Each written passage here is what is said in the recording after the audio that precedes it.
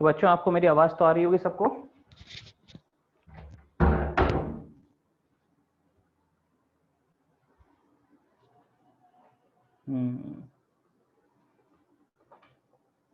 So all are in waiting room. Sorry.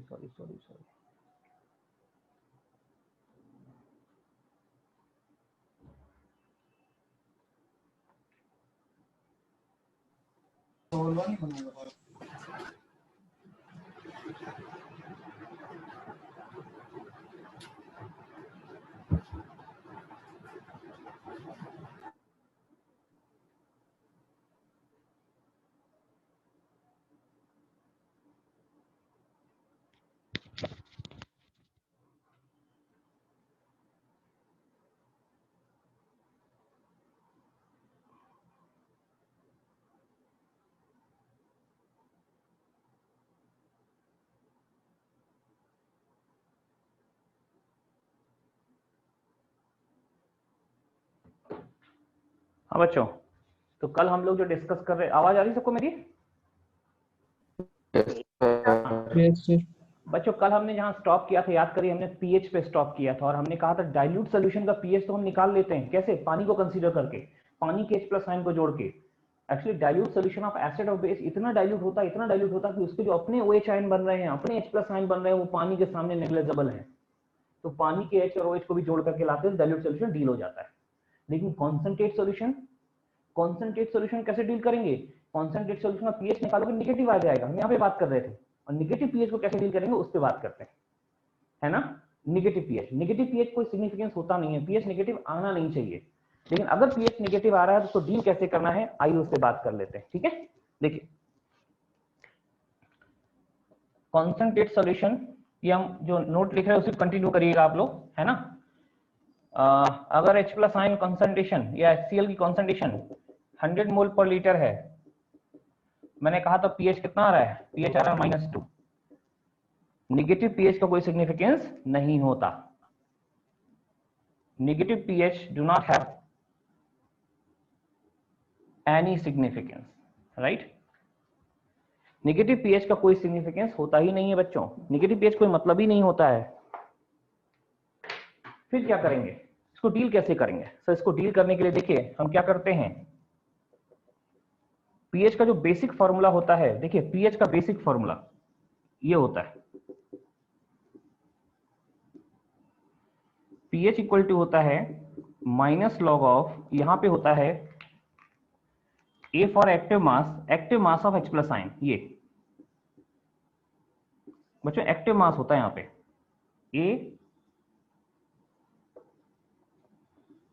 ए जो है ए और H+ ए H का मतलब हो गया active mass of H+ ion.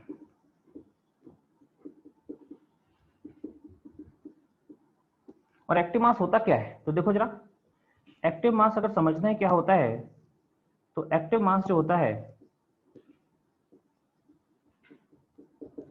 ये होता है activity coefficient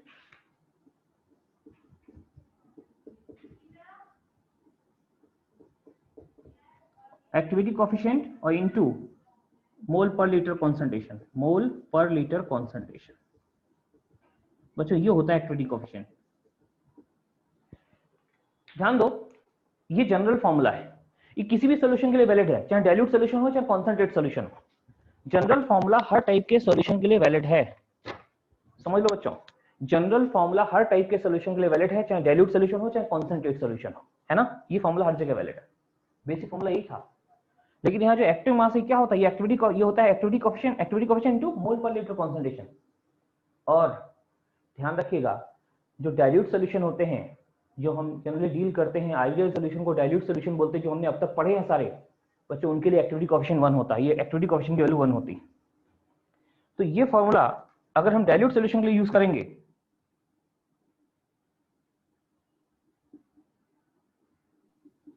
for dilute solution में एक्टिविटी कोएफिशिएंट 1 हो जाएगा, इसकी वैल्यू 1 होगी। Activity coefficient equal to 1।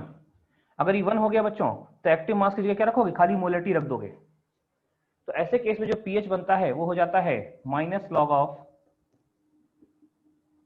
और देखो यहाँ H प्लस साइन रख दिया हमने, एक्टिव मास की जगह सीधे H प्लस साइन रख दिया, देखिए।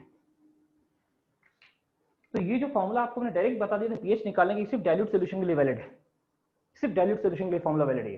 क्यों? क्योंकि बेसिक फॉर्मूला तो ये है, और इसमें एक्टिव मास आएगा। एक्टिव मास क्या होगा?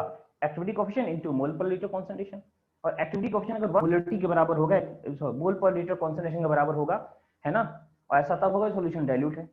तो डाइल्यूट सॉल्यूशन का हम डायरेक्ट फॉर्मूला अब तक यूज करते आए, यही फॉर्मूला यूज करते थे। वेरी डाइल्यूट नहीं, सिर्फ डाइल्यूट। वेरी डाइल्यूट नहीं, वेरी डाइल्यूट में तो H प्लस को भी जोड़ना है, पानी को भी जोड़ना है, मतलब ठीक है वेरी डाइल्यूट के लिए वैलिड है, बट H प्लस में पानी से भी लेना होगा। और बच्चों for concentrate solution, for concentrate solution क्या है, देख ध्यान दीजिएगा, इसमें activity coefficient it is very much less than 1। बच्चों activity coefficient very much less than 1, तो यहाँ इसकी वैल्यू रखनी पड़ेगी, और ये वैल्यू रखोगे, दिस इनटू दिस करोगे तो H प्लस, तो पीएच फिर सही आएगा। और यहाँ पीएच का फॉर्मूला वही रहेगा जो उधर है, minus log of active mass of H plus ion, देख लो। और एक्टिव मास निकालने के लिए एक्टिविटी कोएफिशिएंट रखोगे तो मोलरिटी जो भी दी, मोलरिटी मान लो 100 है, तो 100 इंटू एक्टिविटी कोएफिशिएंट जो कि 1 से बहुत छोटा है, मल्टीप्लाई करोगे तो सही पीएच आएगा, डायरेक्ट नहीं कर सकते। तो ये पीएच यहाँ बताइए, यहाँ हमने क्या फॉर्मूला अप्लाई कर दिया, यहाँ हमने फॉर्मूला अप्लाई कर दिया pH equal to minus log of H plus ion. लेकिन ध्यान दीजिए, ये फॉर्मूला जो यूज करके हमने पीएच निकाला है, ये फॉर्मूला किसके लिए वैलिड है? डाइल्यूट सॉल्यूशन के लिए। कॉन्सेंट्रेट सॉल्यूशन के लिए फॉर्मूला है नहीं, उसके लिए यही फॉर्मूला है ओरिजिनल। हमने गलती क्या की, हमने एक डाइल्यूट सॉल्यूशन, हमने गलती क्या की, हमने एक डाइल्यूट सॉल्यूशन के लिए, हमने कॉन्सेंट्रेट सॉल्यूशन के लिए फॉर्मूला यूज किया डाइल्यूट वाला, इसलिए गलती हो गई बच्चों, इसलिए आंसर हमारा जो आया वो गलत है। इसलिए नेगेटिव पीएच का कोई मतलब नहीं होता, ध्यान रखना। नेगेटिव पीएच कभी भी आ जाए उसका कोई सिग्निफिकेंस नहीं है। नेगेटिव पीएच का मतलब होता सॉल्यूशन हाईली कॉन्सेंट्रेटेड है। नेगेटिव पीएच का मतलब हुआ सॉल्यूशन हाईली कॉन्सेंट्रेटेड, हमें एक्टिविटी कोएफिशिएंट यूज करना पड़ेगा, अदरवाइज नेगेटिव पीएच का कोई सिग्निफिकेंस नहीं है। ठीक है, तो अगर इस क्वेश्चन में highly concentrate solution, highly concentrate मतलब जहां पीएच नेगेटिव आ रहा है वो सब हाईली कॉन्सेंट्रेट माने जाएंगे। यानी मोलरिटी अगर 1 से, ध्यान रखिए, अगर H प्लस आयन कॉन्सेंट्रेशन 1 से ज्यादा हो गई, 1 से ज्यादा हो गई तो कॉन्सेंट्रेट सॉल्यूशन माना जाएगा। उसके लिए ये फॉर्मूला लगाएंगे, वहां पीएच, ये फॉर्मूला अगर ये लगाओगे तो पीएच क्या हो जाएगा? नेगेटिव आ जाएगा। इसलिए ये फॉर्मूला लगाना ही नहीं है, ये फॉर्मूला नहीं लगाना है, ये फॉर्मूला सिर्फ कॉन्सेंट्रेट डाइल्यूट सॉल्यूशन के लिए, कॉन्सेंट्रेट के लिए ये फॉर्मूला। वैसे मैंने यहाँ पे पूरा डिटेल लिख ही दिया। ठीक है, तो इस क्वेश्चन का पीएच निकालने के लिए आपको साथ में एक्टिविटी कोएफिशिएंट भी चाहिए था। अगर एक्टिविटी कोएफिशिएंट पता होता तो मोलरिटी इनटू एक्टिविटी कोएफिशिएंट से आप active mass, sorry molarity into activity coefficient से आप एक्टिव मास निकालते, उसको यहां रखते, सीधे पीएच आता। आई थिंक अब मेरी बात समझ गए होंगे जो मैं बोलना चाह रहा हूं कि पीएच आपको कैसे सॉल्व करना है, कॉन्सेंट्रेट सॉल्यूशन का पीएच निकालना कैसे। पहले तो इसका कोई सिग्निफिकेंस नहीं है, नेगेटिव पीएच आएगा, लेकिन उसको डील कैसे करना है ये मैंने आपको बताया, नेगेटिव पीएच को कैसे डील करना है। ठीक है, एक्टिविटी कोएफिशिएंट लेके डील करना है, राइट। बच्चों पीएच का जो कहानी था वो पूरा हो चुका है। पीएच हर तरीके से मैंने पूरा किया है, normal pH, highly very dilute solution का पीएच, वेरी कॉन्सेंट्रेट सॉल्यूशन का पीएच, ये सब हमने पीएच का काम पूरा किया। ठीक है, पीएच से रिलेटेड कोई डाउट किसी को? पीएच से जुड़ा हुआ कोई डाउट, कोई और दिमाग में आ रहा हो, जो माइंड में आ रहा हो? देखिए आप लोग को माइंड एक्सप्लोर करिए, जो माइंड में आ रहा हो वो पूछ सकते हो पीएच से। अभी हम पीएच, अभी हम हाइड्रोलिसिस करेंगे तो पीएच निकालेंगे, बफर का पीएच निकालेंगे, बहुत कई जगह पीएच और निकालेंगे, बट पीएच का बेसिक कंसेप्ट यही है जो आपसे डिस्कस कर दिया। कल इंट्रोडक्शन था, आज का सारा एडवांस क्वेश्चन पूरा इंट्रोडक्शन डिस्कस किया। ठीक है, आइए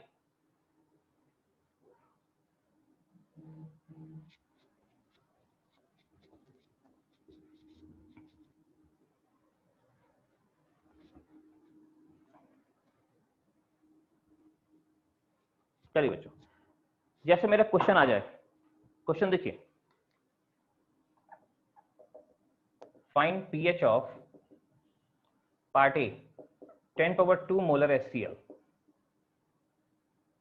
तो कहेंगे बेटा इसका पीएच जो है आप देखोगे कितना आ जाएगा, -2।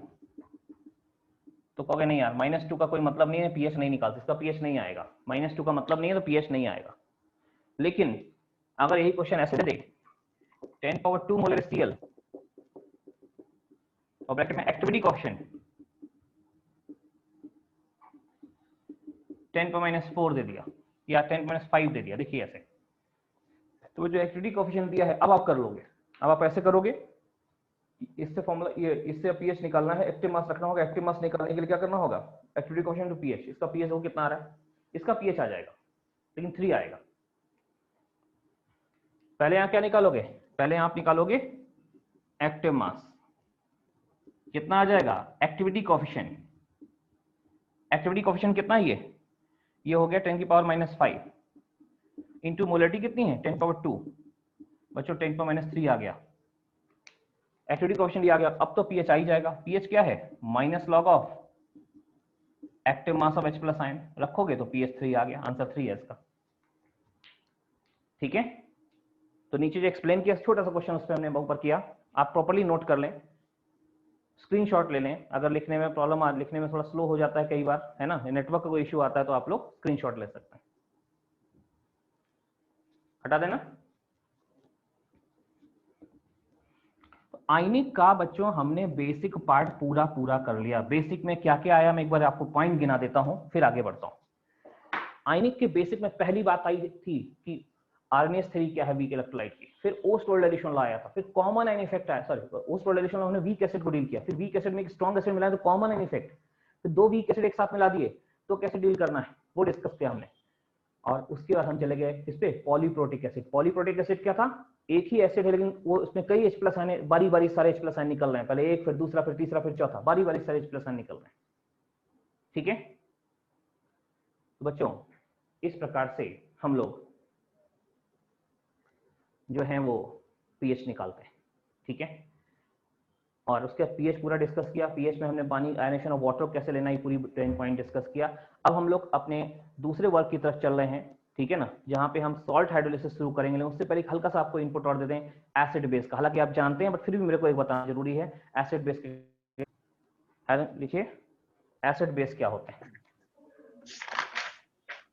देखिए बच्चों, एसिड बेस, ध्यान रखिए एसिड बेस को करने के लिए बहुत सारी थ्योरी है। लिटमस थ्योरी, जो आपको लिटमस थ्योरी में एसिड बेस क्या होता है, लिटमस थ्योरी क्या बोलती है, लिटमस थ्योरी बोलती है अगर एक कंपाउंड है,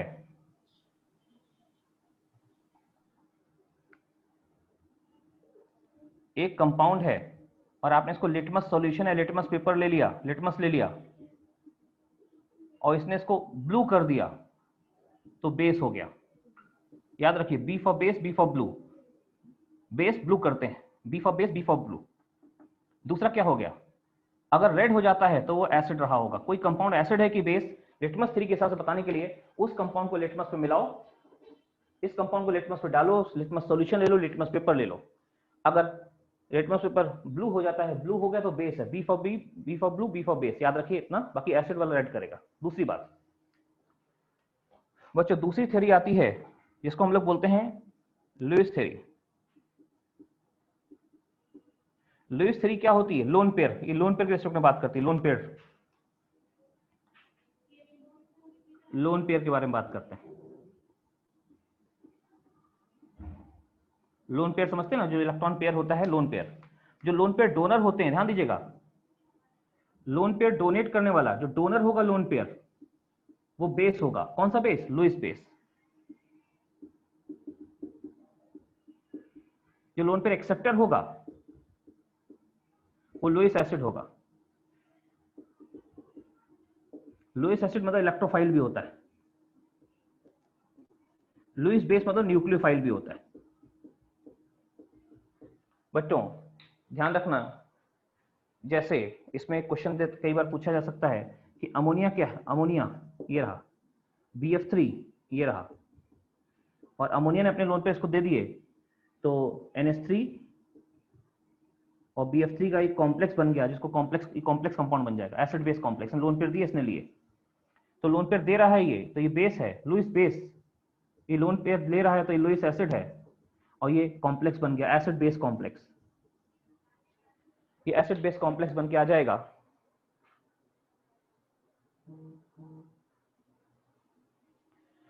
तो इस प्रकार से आप देख लो बच्चों कि हमने अभी एसिड बेस की एक लिटमस थ्योरी, एक लुईस थ्योरी की बात की। इनकी जरूरत पड़ेगी इसलिए हम एक बार रिकॉल करा देते हैं। तीसरी थ्योरी आती है ब्रॉन्स्टन थ्योरी, या 2 थ्योरी और हैं, एक आर्नियस एक ब्रॉन्स्टन। तो तीसरी पहले एक बार आर्नियस थ्योरी की बात करते हैं। आर्नियस, आर्नियस थ्योरी, ध्यान दीजिए, आर्नियस थ्योरी के हिसाब से एक कंपाउंड हमारे पास है अगर ये on a compound on ionization, आप इसको आयोनाइज करिए, a compound on ionization gives H+ ion, तो बच्चों ये एसिड बोला जाएगा, और गिव्स OH आयन तो उसको बेस बोला जाएगा। ठीक है, एक एग्जांपल लेते हैं, नोट नंबर 1। तो एक इसका कुछ हेडिंग रहेगा, क्या रहेगा बताते हैं। देखिए बच्चों, जैसे HCl आयनाइज हुआ, क्या बनाया, H+ आयन बनाया और Cl- आयन बनाया। तो चूंकि बच्चों ये आयनाइज होकर H+ आयन बना रहा है, इसलिए HCl क्या है, HCl एक एसिड है। आयनाइज होकर H+ आयन बना रहा है, इसलिए HCl एक एसिड है, लेकिन H+ आयन के अलावा जो भी कुछ बना रहा है उसका कॉन्जुगेट बेस है। इसलिए H+ आयन की तो एसिड है, लेकिन एसिड के अलावा जो भी कुछ बना, H+ आयन का जो भी कुछ बना वो कॉन्जुगेट बेस हो गया, कॉन्जुगेट बेस। तो हमेशा ध्यान रखना, एसिड का एक कॉन्जुगेट बेस होता है, एसिड एंड कॉन्जुगेट बेस। अच्छा, इसी प्रकार देख लो एसिटिक एसिड। बच्चों इसमें भी देखो आयनाइज होगा, वीक एसिड है, ये एसिटेट आयन बनाएगा और H+ आयन बनाएगा। क्योंकि H+ आयन बनाया इसलिए एसिड है और इसका कॉन्जुगेट बेस हो गया, right, acid and it's conjugate base. एक बात और ध्यान बच्चों कि अगर एसिड स्ट्रांग होता है, ये स्ट्रांग है, तो कॉन्जुगेट बेस क्या होगा, वीक। और अगर एसिड वीक है तो कॉन्जुगेट बेस क्या होगा, स्ट्रांग। तो आप देख लो, हमेशा एसिड का एक तो कॉन्जुगेट बेस होता है, दूसरा स्ट्रांग एसिड का कॉन्जुगेट वीक बेस होगा।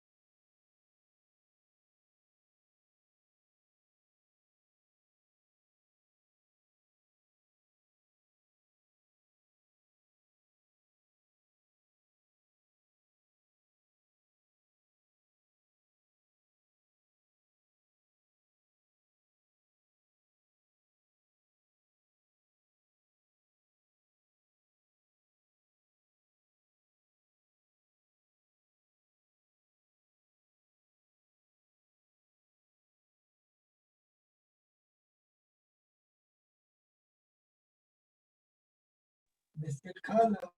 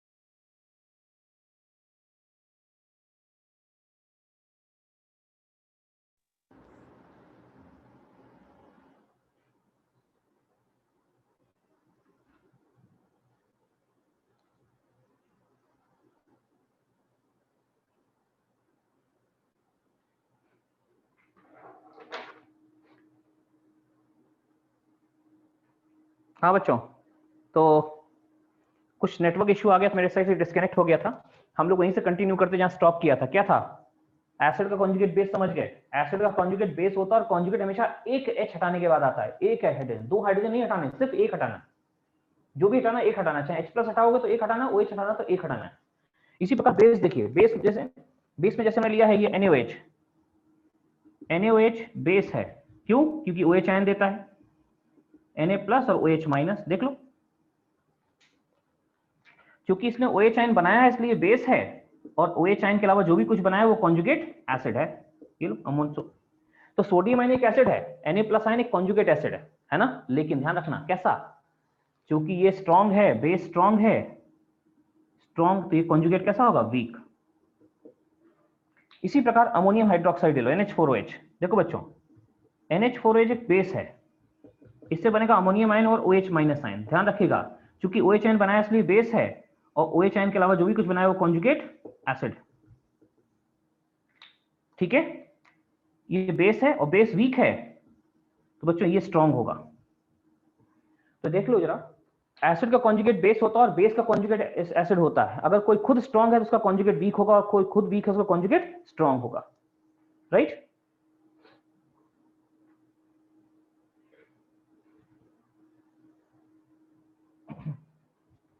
ठीक है, चलो आरएनएस थ्योरी के हिसाब से समझ गए ना? अच्छा, आरएनएस थ्योरी के हिसाब से एक चीज और है, देखिए क्या है, ध्यान दीजिएगा बच्चों,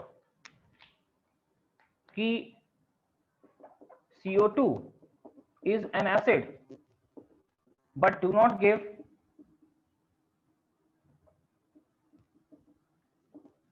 H+ ion. Similarly, ammonia is a base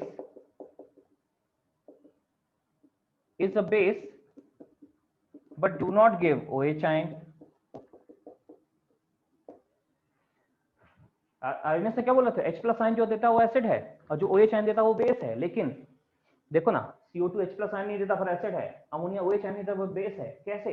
तो आरएनएस ने थ्योरी को मॉडिफाई किया, और मॉडिफाई करके बोला, जो वर्ड था ना ऑन आयोनाइजेशन, कि अ कंपाउंड ऑन आयोनाइजेशन, तो ऑन आयोनाइजेशन को हटा के कर दिया इन एक्वस सॉल्यूशन, पानी के अंदर डालने पे, पानी से रिएक्ट करने पर, बस आरएनएस थ्योरी मॉडिफाई हो गई। एक्वस वर्ड जोड़ते हुए थ्योरी मॉडिफाई हो गई। ठीक है, तो देखो CO2 और अमोनिया जो एसिड बेस नहीं है उनको एक्सप्लेन करने के लिए कुछ ऐसा कंसेप्ट लिया गया।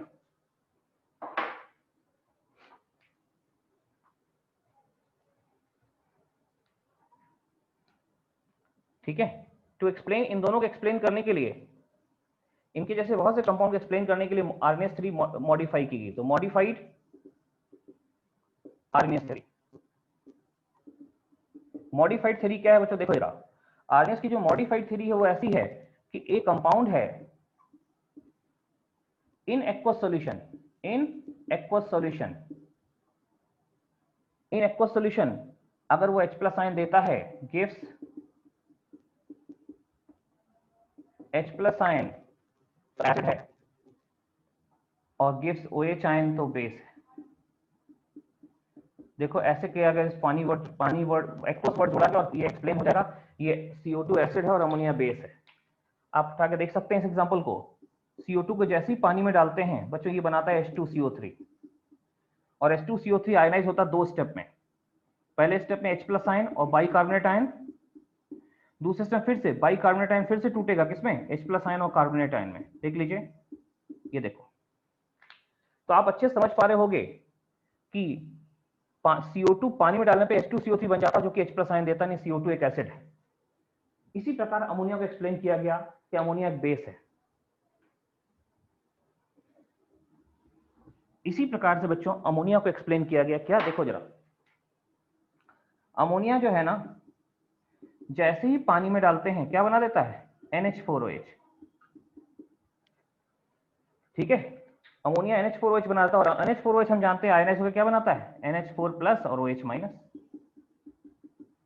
पानी में डालते ही एक्वस सॉल्यूशन में जाती है अमोनिया, ये नहीं रहता, अमोनिया ये बन जाता है, और ये फिर ऐसे आयनाइज होता है, तो अमोनिया बेस है। राइट? तो इस प्रकार से बच्चों आर्नेस्ट थ्योरी को मॉडिफाइड आर्नेस्ट थ्योरी में भी एसिड और कॉन्जुगेट बेस या बेस और कॉन्जुगेट एसिड एक्सप्लेन कर दिए गए।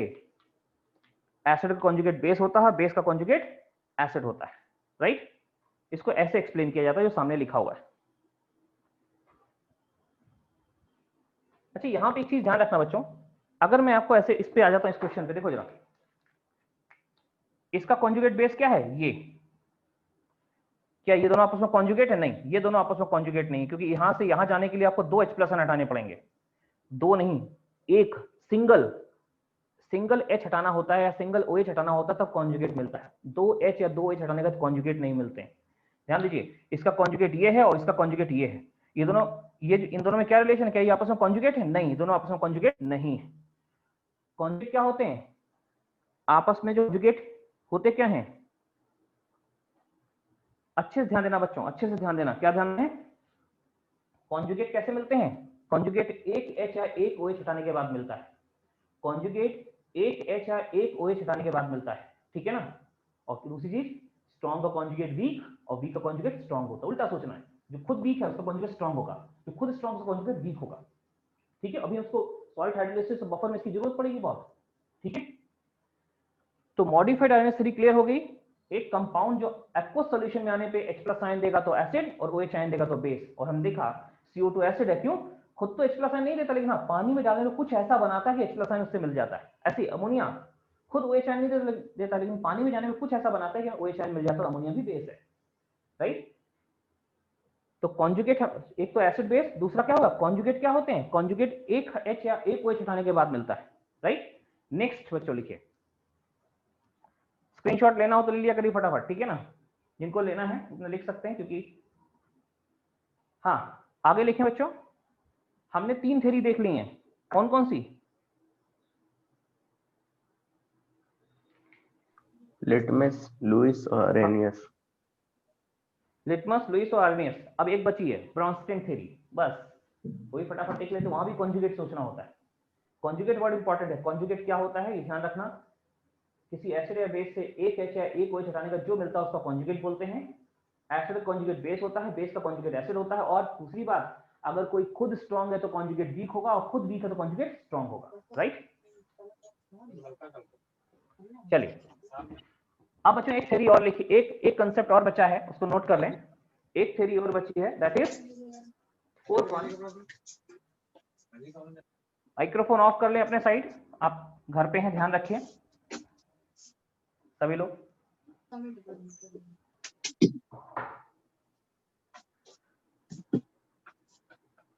चंद्रशेखर माइक्रोफोन ऑफ कर लो।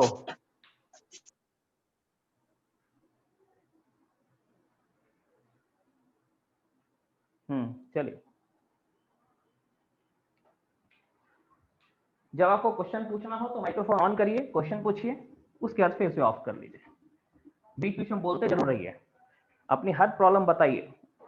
मैंने हमेशा बोला है, मैं सारे टॉपिक टच करके चलूंगा। किसी को लगता है, आप सबको लगता नहीं सारी टॉपिक हमको आप सबको आता है, इसको स्किप कर दिए, हम टॉपिक स्किप करके आगे बढ़ जाएंगे, ठीक है। चलिए पार्ट डी देखिएगा बच्चों। पार्ट डी में हम देखने जा रहे हैं ब्रॉन्स्टेन थ्योरी। ब्रॉन्स्टेन थ्योरी, यहाँ पे प्रोटॉन की बात की गई, क्या? H+ आयन, H+ आयन को प्रोटॉन बोलते हैं, है ना। एक कंपाउंड हमारे पास है, अब ये कंपाउंड एसिड है कि बेस, ये देखना है। देखो बच्चों, अगर ये कंपाउंड प्रोटॉन डोनर है, प्रोटॉन डोनर है तो ये एसिड होगा, और प्रोटॉन एक्सेप्टर है। सर आवाज ठीक से नहीं आ रही है। एक मिनट बेटा,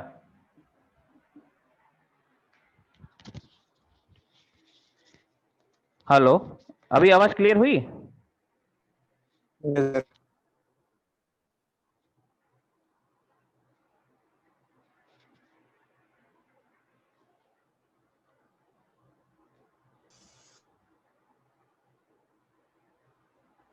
अभी आवाज ठीक आ रही बच्चों?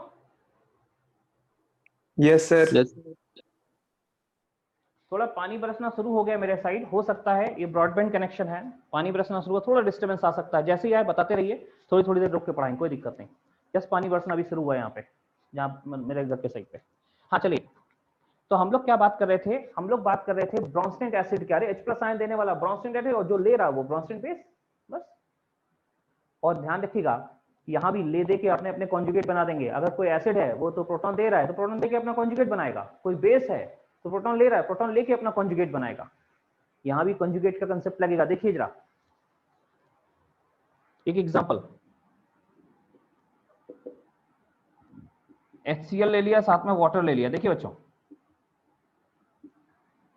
इसमें ये अपना H+ आयन इसको दे देगा, तो यहां तो खाली Cl बचेगा, लेकिन यहां 3 H हो जाएंगे, तो बचेगा ये, देखिए जरा, Cl minus H3O plus, Cl minus H3O plus, right. क्योंकि इसने H+ आयन दिया है तो ये एसिड है, और H+ आयन देके अपना कॉन्जुगेट बनाइए, इसका कॉन्जुगेट बन गया, देखिए ये इसका कॉन्जुगेट बेस। अच्छा, इसने क्या किया, ये प्रोटॉन ले रहा है तो ये बेस है, कौन सा, ब्रोंस्टेंट बेस, और प्रोटॉन लेके अपना कॉन्जुगेट बनाएगा, ये कॉन्जुगेट एसिड हो गया इसका। ले लेके अपने अपने कॉन्जुगेट बना देंगे, देख लीजिए। जो एसिड है वो प्रोटॉन देके अपना कॉन्जुगेट बनाएगा, और जो बेस है वो प्रोटॉन लेके अपना कॉन्जुगेट बनाएगा। तो एसिड का कॉन्जुगेट बेस और बेस का कॉन्जुगेट एसिड बन गया, राइट।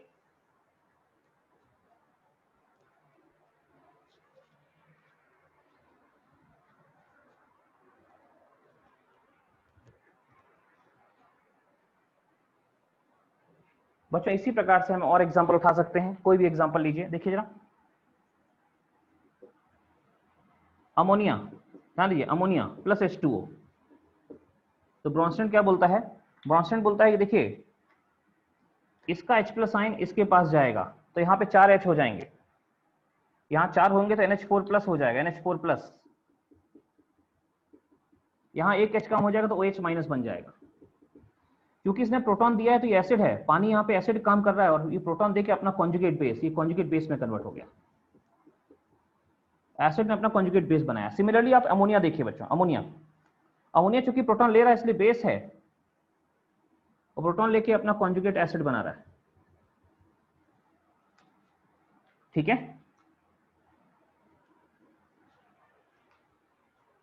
तो एसिड कॉन्जुगेट बेस होता है और बेस का कॉन्जुगेट एसिड होता है, ठीक है, ये तो हम पहले ही जान चुके थे। बट यहां देखिए ब्रोंस्टेंट थ्योरी में क्या होता है, प्रोटॉन के रिस्पेक्ट में बात करते हैं, प्रोटॉन देने वाला एसिड प्रोटॉन देके अपना कॉन्जुगेट बनाएगा, प्रोटॉन लेने वाला बेस प्रोटॉन लेके अपना कॉन्जुगेट बनाएगा, ले देके अपने अपने कॉन्जुगेट बना लेते हैं। और यहां भी वही चीज ट्रू है क्या, स्ट्रॉन्ग का कॉन्जुगेट वीक और वीक का कॉन्जुगेट स्ट्रॉन्ग होता है। एक छोटा सा क्वेश्चन लिखते हैं ब्रोंस्टेंट थ्योरी पे, देखा जाए, एक छोटा सा क्वेश्चन हम लोग लिखने जा रहे हैं ब्रोंस्टेंट थ्योरी पे, राइट।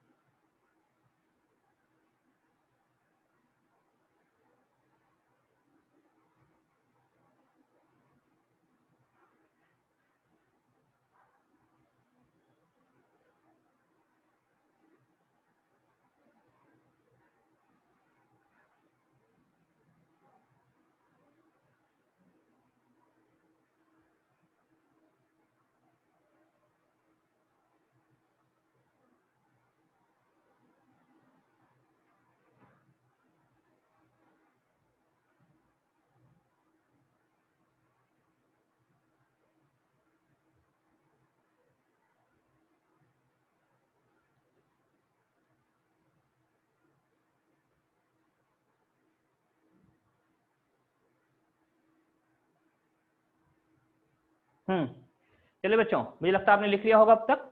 एक छोटा सा क्वेश्चन आपके लिए लिख रहा हूं मैं, ध्यान दीजिएगा।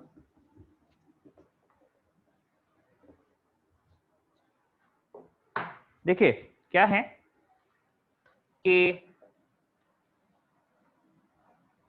हमको लिखा है PH2-, कहता है PH2- का कॉन्जुगेट एसिड क्या है। हमें इसका कॉन्जुगेट एसिड लिखना है और कॉन्जुगेट बेस भी लिखना है, दोनों लिखना है। तो अब देखो PH2-, देखिए बच्चों ऐसा सोचिए, अगर हमें इसका कॉन्जुगेट एसिड चाहिए तो खुद बेस होगा, खुद बेस होगा। यहाँ पे अगर कॉन्जुगेट एसिड बनाना तो बेस होगा, बेस होगा तो प्रोटॉन एक्सेप्ट कर रहा होगा, तो प्रोटॉन ले रहा होगा, प्रोटॉन ले दीजिए, प्रोटॉन दे दीजिए इसको। अगर कॉन्जुगेट एसिड लिखना है मतलब ये बेस होगा, बेस होगा तो प्रोटॉन ले रहा होगा, तो प्रोटॉन लेके अपना कॉन्जुगेट बनाएगा, प्रोटॉन दे दीजिए इसको, प्रोटॉन देके अपना कॉन्जुगेट बनाएगा, नहीं प्रोटॉन दीजिए तो बनेगा PH3। तो PH2- का कॉन्जुगेट एसिड क्या है? PH3। समझ में आ गया सबको? ये कैसे सोचना है कॉन्जुगेट एसिड, कैसे सोचना बच्चों? कॉन्जुगेट एसिड से सोचना है कि अगर हमें कॉन्जुगेट एसिड चाहिए तो बेस होगा, बेस होगा तो प्रोटॉन लेगा, प्रोटॉन लेगा, प्रोटॉन दे दो और प्रोटॉन देके अपना कॉन्जुगेट बना देगा। तो नीचे वाला पार्ट देखिए क्या,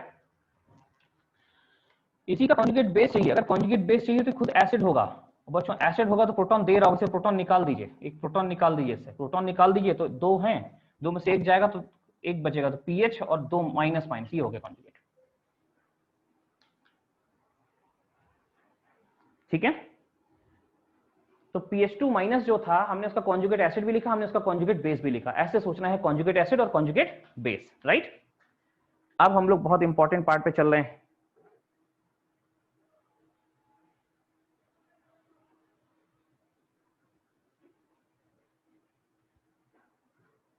ठीक है, अब हम लोग बहुत इंपॉर्टेंट पार्ट पे चल रहे हैं। क्या पार्ट है देखिए,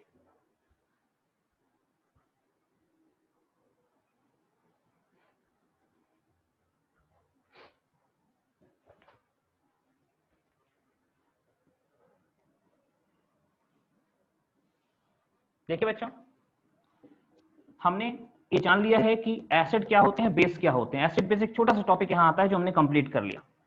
और ध्यान दीजिएगा, एसिड बेस रिएक्ट करके क्या बनाते हैं? सॉल्ट।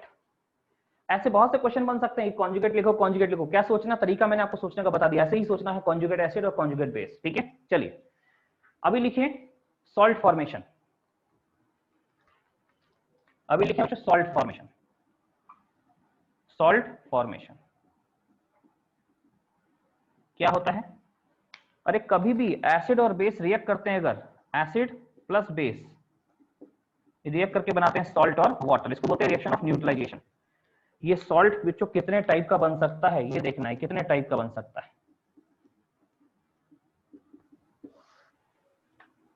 है ना, क्योंकि हम इसी के हाइड्रोलिसिस पे हम चलने जा रहे हैं। सॉल्ट हाइड्रोलिसिस में हम इसी की हाइड्रोलिसिस देखने जा रहे हैं।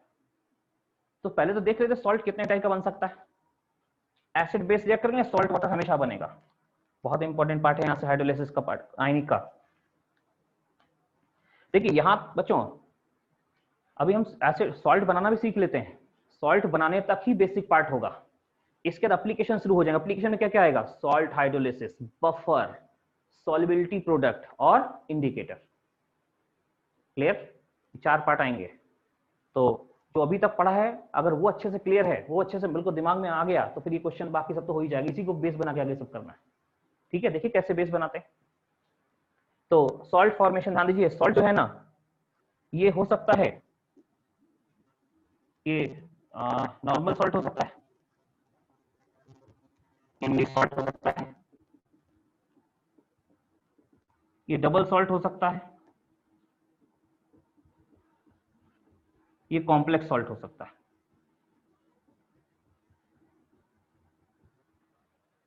है ना। नॉर्मल सॉल्ट में फिर फर्दर कैटेगरी होती है, नॉर्मल सॉल्ट में फर्दर कैटेगरी होती है। कौन कौन सी? नॉर्मल सॉल्ट में फिर कैटेगराइज करते हैं, कैसा? Simple salt, acidic and basic salt. Acidic salt और बेसिक सॉल्ट। ठीक है, ये और कैटेगरी होती है। ये सब नॉर्मल सॉल्ट की कैटेगरी है। क्लियर? ये सब नॉर्मल सॉल्ट की कैटेगरी, राइट।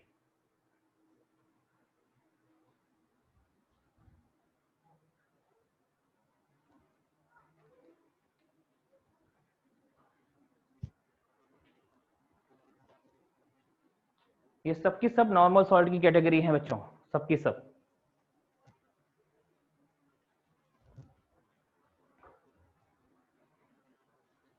तो कैसी है नॉर्मल सॉल्ट की कैटेगरी, देखते हैं। नॉर्मल सॉल्ट क्या है? ठीक है, नॉर्मल सॉल्ट बच्चों एक एसिड और एक बेस की रिएक्शन से जो भी सॉल्ट बनते हैं, एक एसिड और एक बेस की रिएक्शन से जो भी सॉल्ट बनते हैं उनको हम नॉर्मल सॉल्ट बोलते हैं। One acid one base.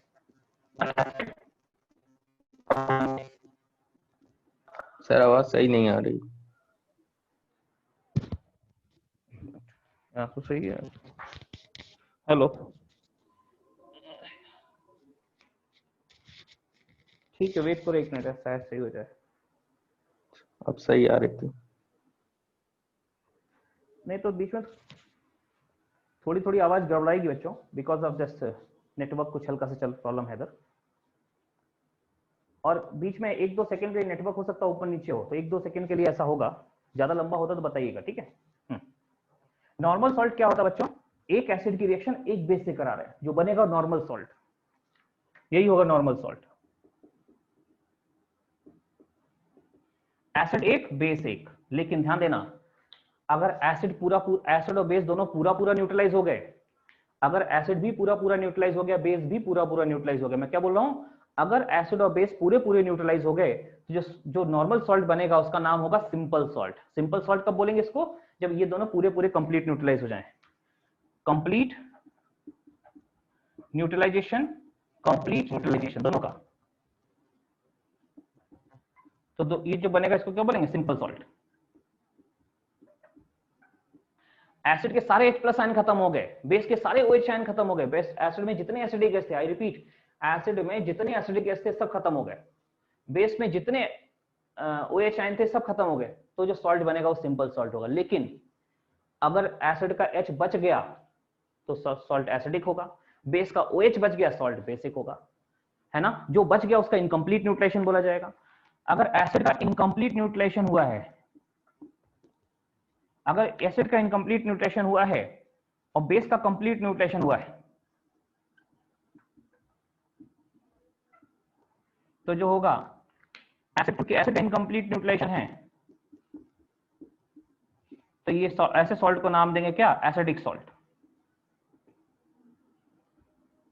अच्छा, अगर एसिड पूरा न्यूट्रलाइज हो गया, एसिड का कंप्लीट न्यूट्रलाइजेशन हो गया, एसिड के सारे H+ आयन खत्म हो गए, लेकिन बेस का एक आध OH बचा हुआ है, तो बेस का इनकम्प्लीट न्यूट्रलाइजेशन होगा,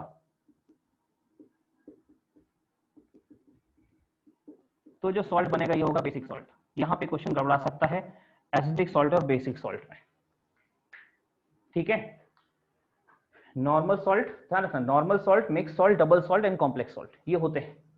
तो अभी हमने नॉर्मल सॉल्ट देख रहे हैं। नॉर्मल सॉल्ट वो होता है जब एक एसिड की रिएक्शन एक बेस से हो, तो नॉर्मल सॉल्ट। लेकिन उसमें भी दोनों पूरे न्यूट्रलाइज हो गए तो सिंपल सॉल्ट, और जो अधूरा न्यूट्रलाइज हुआ उस हिसाब से नाम देंगे। एसिड इनकम्प्लीट है तो एसिडिक सॉल्ट, बेस इनकम्प्लीट है तो बेसिक सॉल्ट, जो इनकम्प्लीट है उसका वो बचा होगा एक्चुअली सॉल्ट के अंदर। एक दो एग्जांपल देख लेते हैं acidic salt, basic salt, neutral salt पे, ठीक है।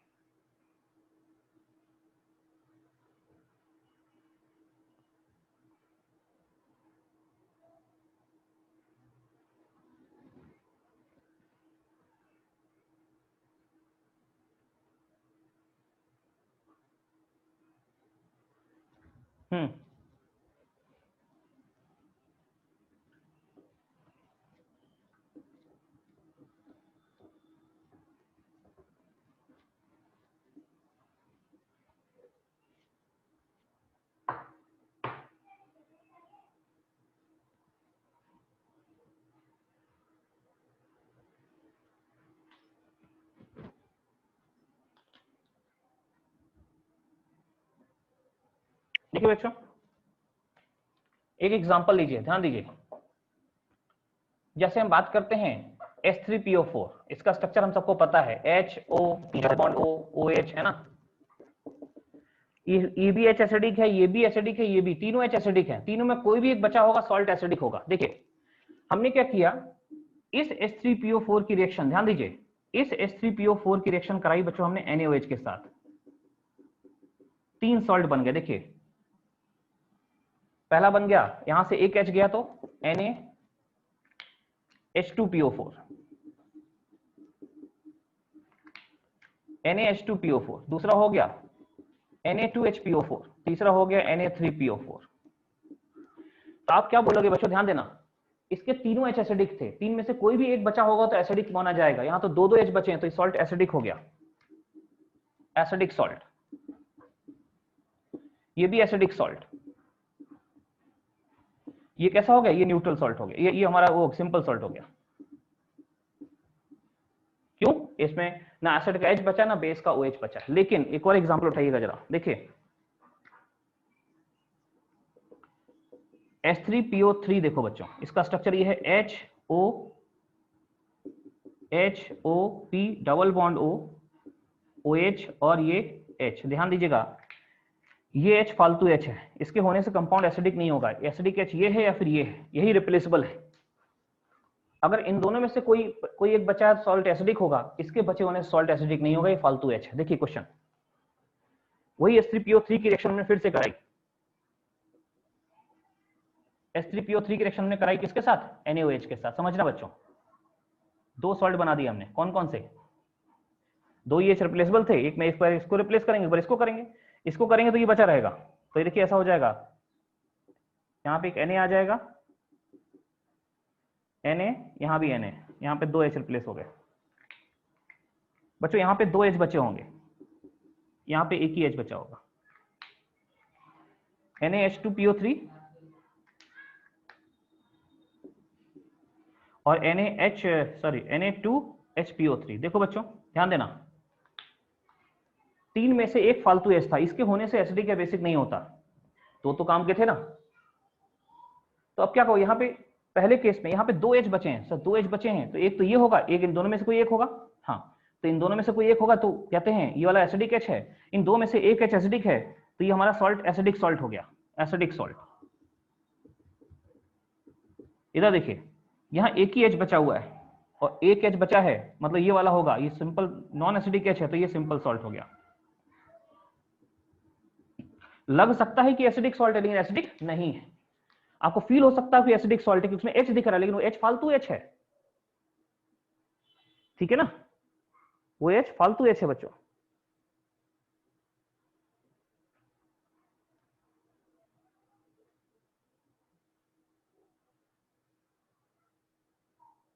ठीक है,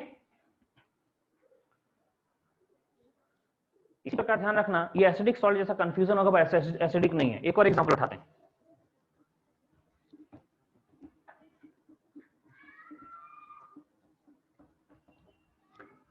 एक और एग्जांपल देखिए, ये फास्फोरस का ही एसिड वो भी है, वहां भी गड़बड़ी होती है। H3PO2 है बच्चों, इसका स्ट्रक्चर देखो, HOP double bond O, H और H। इसमें एक ही एसिडिक H है, कौन सा, ये वाला, बाकी ये फालतू है, ये फालतू है।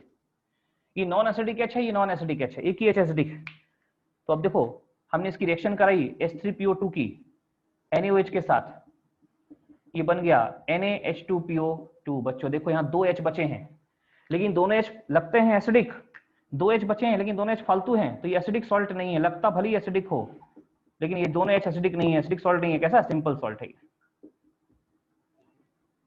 तो इस प्रकार से आप देख लो, हमने जो नॉर्मल सॉल्ट थे उनको एक बार कैटेगराइज किया, नॉर्मल सॉल्ट को एक बार कैटेगराइज किया, राइट।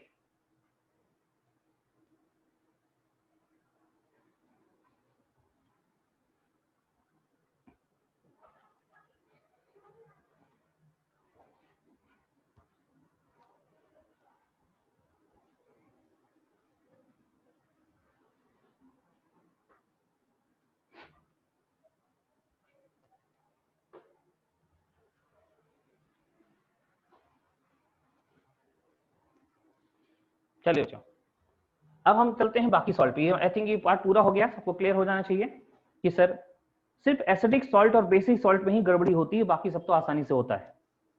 क्योंकि कई बार लगता है एसिडिक H है बट होता नहीं है।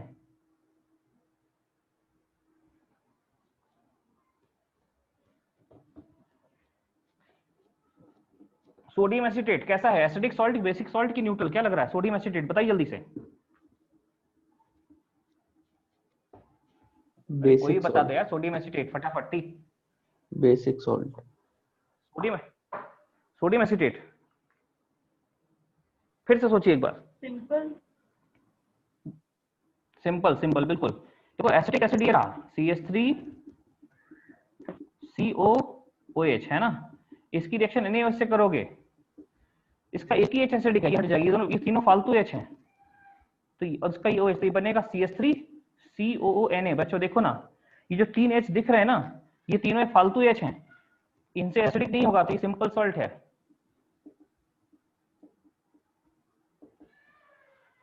सोडियम एसिटेट एक सिंपल सॉल्ट है, ना कि एसिडिक और बेसिक, ठीक है। हाँ, इसका एक्वस सॉल्यूशन बेसिक होगा, क्यों होगा, वो सॉल्ट हाइड्रोलिसिस कारण होगा, ठीक है, बट ये सॉल्ट खुद कैसा है, सिंपल। देखो एक चीज और, दूसरा कैटेगरी था मिक्स सॉल्ट। मिक्स सॉल्ट क्या होते हैं बच्चों, एक एसिड की रिएक्शन दो बेस से कराते हैं, दो बेस, एक एसिड दो बेस, या फिर दो एसिड एक बेस, बस इस कैटेगरी में आ गए तो ये जाते हैं कौन से, मिक्स सॉल्ट। एक एसिड दो बेस या दो एसिड एक बेस, अगर ऐसा होता है तो मिक्स सॉल्ट है। एग्जांपल 1, देखो कैल्शियम हाइड्रोक्साइड की रिएक्शन एक बार HCl से करा दो, एक बार HOCl से करा दो,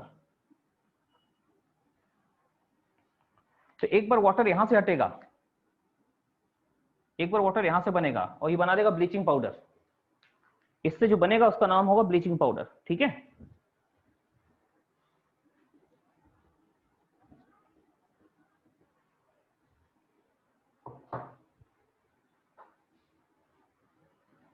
ये हो जाएगा यहां पे Cl यहां OCl, तो CaOCl2 हो गया। और ब्लीचिंग पाउडर बच्चों ये है क्या, ये मिक्स सॉल्ट है, क्यों, एक बेस दो एसिड से बन रहा है, एक बेस और दो, एक HCl एक HOCl, ऐसा जहां केस बने। दूसरा एग्जांपल देखिए, याद है फेलिंग सोल्यूशन एटसेट्रा, बहुत सारी चीजें हम लोग देखे हैं, तो एक देखिए फेलिंग सोल्यूशन का बी पार्ट जो होता है वो भी ऐसा ही कुछ होता है, ध्यान दें। टार्टरिक एसिड होता है COH CHOH और CO, टार्टरिक एसिड है, इसकी रिएक्शन आप KOH से कर दो, यहाँ पे NaOH से कर दो, तो बच्चों होगा वही, यहां से H यहां से OH जाएगा एक बार, अगले में यहां से H यहां से OH जाएगा, तो एक बनाएगा sodium potassium tartrate, sodium potassium tartrate हो जाएगा COOK CHOH और COOK, राइट, ठीक है। इसको बोलते हैं सोडियम, सॉरी यहाँ पे सोडियम आ जाएगा, सोडियम पोटेशियम, यहाँ पोटेशियम है, ये बच्चों ये भी मिक्स सॉल्ट है, सोडियम पोटेशियम टार्ट्रेट एक मिक्स सॉल्ट होता है, राइट। तो मिक्स सॉल्ट कैसे बनता है, एक एसिड की रिएक्शन दो बेस से करते हैं या दो एसिड की रिएक्शन एक बेस से करते हैं, ये मिक्स सॉल्ट हो गया। बाकी डबल सॉल्ट, जो दो सॉल्ट एक साथ केमिकली कंबाइन हो जाए, डबल सॉल्ट, जैसे पोटाश एलम है ना, वो एक डबल सॉल्ट है।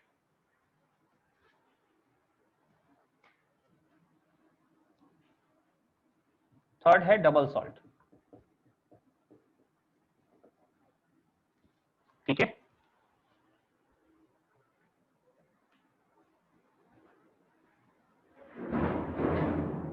हाँ जी, तो तीसरा डबल सॉल्ट है बच्चों। डबल सॉल्ट क्या है, केमिकली कंबाइंड टू और मोर सॉल्ट, केमिकली कंबाइंड टू और मोर सॉल्ट, केमिकली कंबाइंड, जैसे पोटाश एलम में केमिकली कंबाइन होता है, आप समझ रहे होंगे, ठीक है। पोटाश एलम क्या होती है, देखिए ना, पोटाश एलम ऐसे होती है, K2SO4 Al2SO4 का होल थ्राइस 24H2O, ये पोटाश एलम बच्चों, है ना। मोहर सॉल्ट होता है ferrous ammonium sulphate FeSO4 NH4 the whole twice SO4.6H2O, ये सभी डबल सॉल्ट हैं, क्यों, इनमें केमिकली कंबाइंड दो सॉल्ट हैं, एक सॉल्ट एक और सॉल्ट, एक सॉल्ट एक और सॉल्ट, डबल सॉल्ट। बट इस डबल सॉल्ट की प्रॉपर्टी ये होती है, पानी में डालें केमिकली कंबाइन है, जब तक सॉलिड है केमिकली कंबाइन है, लेकिन जैसे ही पानी में डालोगे सब अलग अलग हो जाएगा, हर एक आयन अलग अलग होगा, हर एक आयन अपना टेस्ट देगा, केमिकल टेस्ट करोगे यहाँ सारे आयनों का टेस्ट मिलेगा, है ना। और लास्ट में कॉम्प्लेक्स कंपाउंड, कॉम्प्लेक्स सॉल्ट। बच्चों कॉम्प्लेक्स सॉल्ट पूरा कोऑर्डिनेशन केमिस्ट्री आपने 12th में पढ़ा है, वो सब कॉम्प्लेक्स सॉल्ट होते हैं, कम से कम एक कॉम्प्लेक्स आयन होता है। और कॉम्प्लेक्स आयन क्या होता है? कॉम्प्लेक्स आयन ऐसा आयन जो फर्दर आयनाइज नहीं होता। कॉम्प्लेक्स आयन वो आयन होता है जो फर्दर आयनाइज नहीं होता। ठीक है, कम से कम एक कॉम्प्लेक्स आयन हो गया, जिसका इसमें बताने की जरूरत ही नहीं है। एक एग्जांपल लिख देते हैं, K4FeCN6। इसमें ये जो FeCN6 है ना, FeCN6 ये कॉम्प्लेक्स आयन हो गया, FeCN6 कॉम्प्लेक्स आयन हो गया। तो इस प्रकार से टाइप्स ऑफ सॉल्ट हमने एक बार डिस्कस किया आपसे, ठीक है। और यही सॉल्ट जो होंगे इन्हीं की हम हाइड्रोलिसिस करने जा रहे हैं, इन्हीं सॉल्ट की हम हाइड्रोलिसिस करेंगे।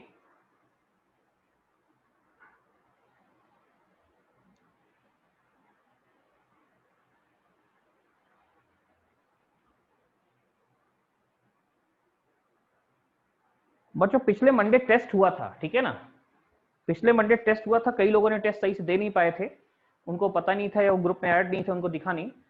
लेकिन इस मंडे टेस्ट नहीं रखा गया है, क्योंकि इस मंडे जो है, जो जेई एडवांस का, जेई मेंस का जो रिजल्ट आया है उसका कंबाइंड फेलिसिटेशन हमारे एनओपी सेंटर में, डोरंडा सेंटर पे है, इसलिए इस मंडे कोई टेस्ट नहीं है, ठीक है। हाँ, उसके बाद हर मंडे रेगुलर टेस्ट होगा। तो जो लोग डोरंडा में हैं, सॉरी क्या कहते हैं, जो लोग इधर ज्वाइन किए हैं, अगर जैसे हमने 2 टॉपिक किया है, केमिकल इक्विलिब्रियम किया और आयनिक किया है, तो केमिकल को तो उन्होंने बैकअप कर लिया होगा, 3 लेक्चर मैंने भेजे थे। आयनिक का भी एक बार देख लीजिए, आयनिक अभी आज 3rd लेक्चर है आयनिक का, और आयनिक में हमने अभी तक कोई बहुत इंपॉर्टेंट बात नहीं स्टार्ट की है। हालांकि जो बात किया वो भी इंपॉर्टेंट था, बट उस टाइप एप्लीकेशन पार्ट नहीं स्टार्ट किया, एप्लीकेशन पार्ट तो अब शुरू होगा। सर हाँ बोलिए बेटा। सर मेरे पास केमिकल इक्विलिब्रियम का सर 3 लेक्चर है नहीं सर, लिंक मिली नहीं मुझे। आप मेरे को व्हाट्सएप कर दीजिएगा अलग से, हम आपको लिंक भेज देंगे, ग्रुप में लिंक भेजे वैसे हमने कल परसों, ग्रुप में दोबारा भेज देंगे, ठीक है। ठीक सर। अटेंडेंस बना रहे हो आप लोग ना? हाँ सर। हाँ, ओटीपी से अटेंडेंस बनाया करिए, ठीक है सभी लोग। चलिए बच्चों, अब हम लोग इस लायक हो गए हैं कि अब हम एप्लीकेशन पार्ट पे जाएं, क्योंकि अभी तक तो हम जो काम कर रहे थे, एसिड क्या है, बेस क्या है, उसके कॉन्जुगेट क्या होते हैं, स्ट्रॉन्ग का कॉन्जुगेट वीक होता है, वीक का कॉन्जुगेट स्ट्रॉन्ग होता है, इस पे बात कर रहे थे। अपार्ट फ्रॉम दैट हमने अभी बात की कि एसिड बेस लेकर सॉल्ट बना रहे हैं, तो सॉल्ट पे भी हमने बात की, सॉल्ट कितने टाइप का होगा। और अब हम चलेंगे एप्लीकेशन पार्ट। एप्लीकेशन पार्ट में पहले सॉल्ट हाइड्रोलिसिस, फिर बफर, फिर सॉल्युबिलिटी प्रोडक्ट और लास्ट में इंडिकेटर। ये 4 पार्ट एप्लीकेशन पार्ट बचे, और इन चारों में हम यही चीज यूज करेंगे जो भी यहाँ बताइए, यही डिट्टो, यही सब कुछ रहेगा, यही के, यही के बी, है ना, यही कॉन्जुगेट, यही सॉल्ट, सब कुछ यही रहेगा, इसी का यूज हम करेंगे एप्लीकेशन पार्ट में। तो बेसिक क्लियर, तो एप्लीकेशन अपने आप समझ में आ जाएगा। जिसको अब पीएच ही निकालना नहीं आता है, पीएच की सारी केस क्लियर नहीं है, इसमें दिक्कत होगी, ठीक है। आइए आगे बढ़ते हैं।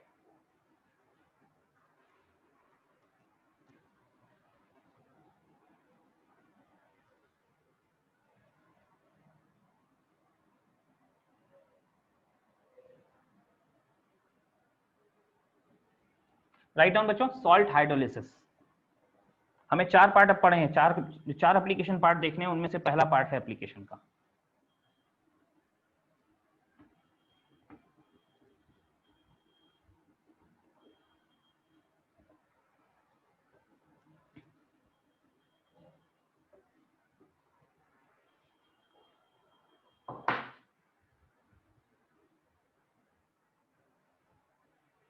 ठीक है, तो हम 4 पार्ट देखेंगे। इसमें पहला पार्ट है सॉल्ट हाइड्रोलिसिस। बहुत सिंपल सा पार्ट है, देखिए। जैसे किसी सॉल्ट को पानी में डालते हैं, सॉल्ट को जैसे ही पानी में डालते हैं बच्चों, ये 100% आयनाइज होगा, 100% आयनाइज आयन बनेंगे। और जो आयन बने उनको देखना, अगर उन आयनों में कोई आयन स्ट्रांग होगा, अगर उन आयनों में कोई आयन स्ट्रांग होगा तो पानी को वो अपने जैसा कर देगा। ध्यान दीजिएगा बच्चों, अगर कोई आयन स्ट्रांग होगा तो पानी को अपने जैसा कर देगा। इसमें यही आगे सोचना है कि ये जो आयन बने ना,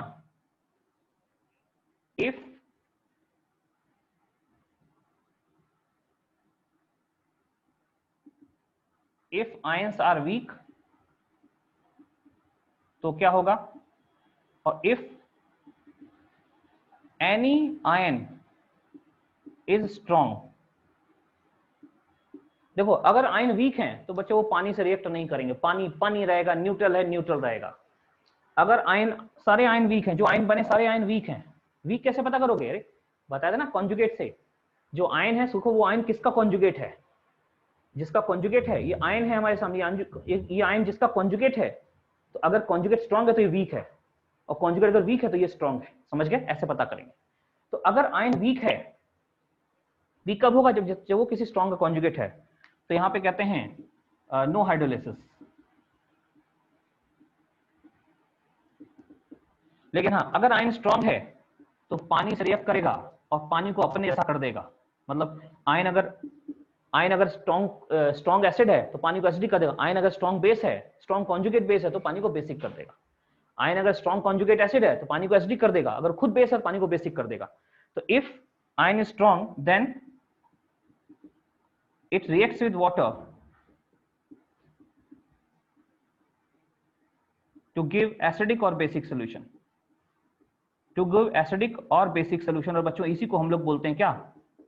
इसी को हम लोग बोलते हैं hydrolysis. This is what called hydrolysis.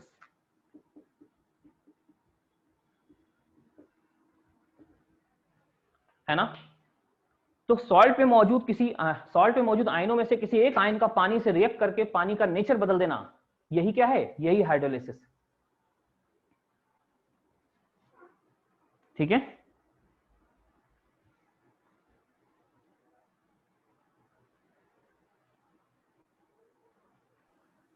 Sir यहाँ पे जो सॉल्ट है ये कैसा भी सॉल्ट है, कोई भी हो सकता है?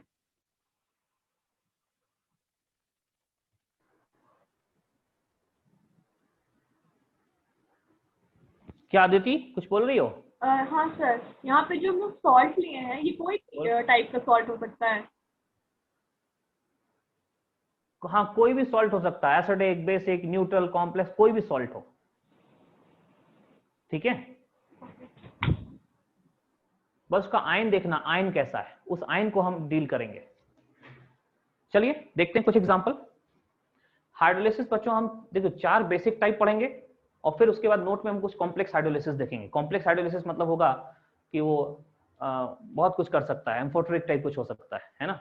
बात करेंगे एम्फीपोरेटिक। खैर, ये कि कोई भी टाइप का सॉल्ट, कोई भी सॉल्ट अगर आपने पानी में डाला है, ध्यान दीजिए, कोई भी सॉल्ट अगर पानी में डाला है तो पानी को वो आयन बनाएगा ही बनाएगा। जो आयन बने, हमारा फोकस आयनों पे होगा कि आयन एसिडिक है कि आयन स्ट्रांग है कि आयन वीक है। अगर आयन वीक है, कुछ नहीं, पानी पानी रहेगा, न्यूट्रल है न्यूट्रल रहेगा, न्यूट्रल का पीएच का, न्यूट्रल सोल्यूशन का जो पीएच होता है वही रहेगा। लेकिन अगर आयन स्ट्रांग है तो पानी से रिएक्ट करेगा, पानी को अपने जैसा कर देगा, अपने जैसा। और यही पानी को, आयन की पानी से रिएक्शन करके पानी एसिडिक या बेसिक हो जाए, यही होती है हाइड्रोलिसिस। ठीक है? और स्ट्रांग एसिड ही, स्ट्रांग आयन ही हाइड्रोलाइज होते हैं। स्ट्रांग कैसे? जब किसी वीक के कॉन्जुगेट होंगे। सोचो, आपके सामने दिया आयन स्ट्रांग है कि नहीं, कैसे पता करोगे? सोचो, ये आयन क्या है, किसका कॉन्जुगेट है? कॉन्जुगेट कैसे पता लगेगा? ध्यान रखो, अपने पॉकेट में H और OH रखो, अपने पॉकेट में H और OH रखो, और आयन जो आपके सामने है पता करना है किसका कॉन्जुगेट। क्या करो, अगर वो नेगेटिव आयन, उसमें H+ आयन जोड़ दो, देखो किसका, जिसका कॉन्जुगेट होगा उसका नाम दिख जाएगा। अगर नेगेटिव आयन है, नेगेटिव चार्ज है, तो उसमें H+ आयन जोड़ो, देखो किसका कॉन्जुगेट पता लग जाएगा। अच्छा, अगर आपके पास दिया हुआ आयन पॉजिटिव है तो पॉजिटिव आयन में OH आयन जोड़ दो, न्यूट्रल हो जाएगा। सॉरी, एक OH आयन जोड़, सिर्फ एक OH जोड़ना है, एक H या एक OH जोड़ना है। तो नेगेटिव आयन में, पॉजिटिव आयन में OH जोड़ दो, किसका कॉन्जुगेट है पता लग जाएगा। पॉजिटिव आयन में OH जोड़ो और नेगेटिव आयन में H+ आयन जोड़ो, किसका कॉन्जुगेट है अपने आप पता लग जाएगा। और अगर वो जिसका कॉन्जुगेट है वो स्ट्रांग है तो आयन वीक होगा। देखते हैं कुछ, हम 4 टाइप की हाइड्रोलिसिस देखेंगे। तो टाइप्स ऑफ हाइड्रोलिसिस 4 टाइप की होगी बच्चों।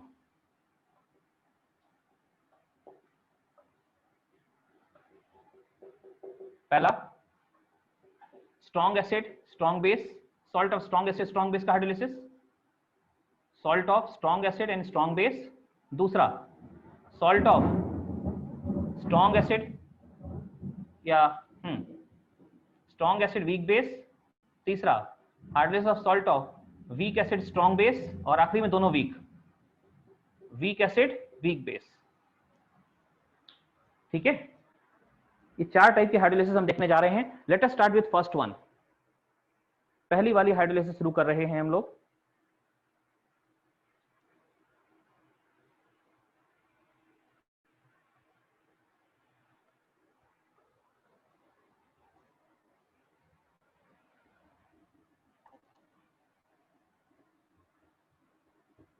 चलिए, salt of strong acid strong base समझिए बच्चों।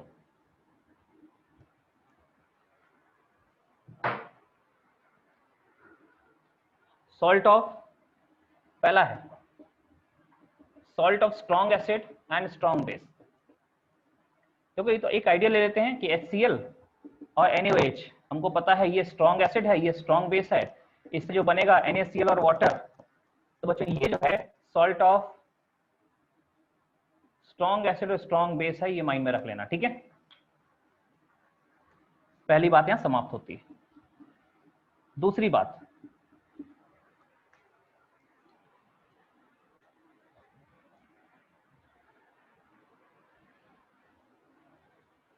देखो बच्चों,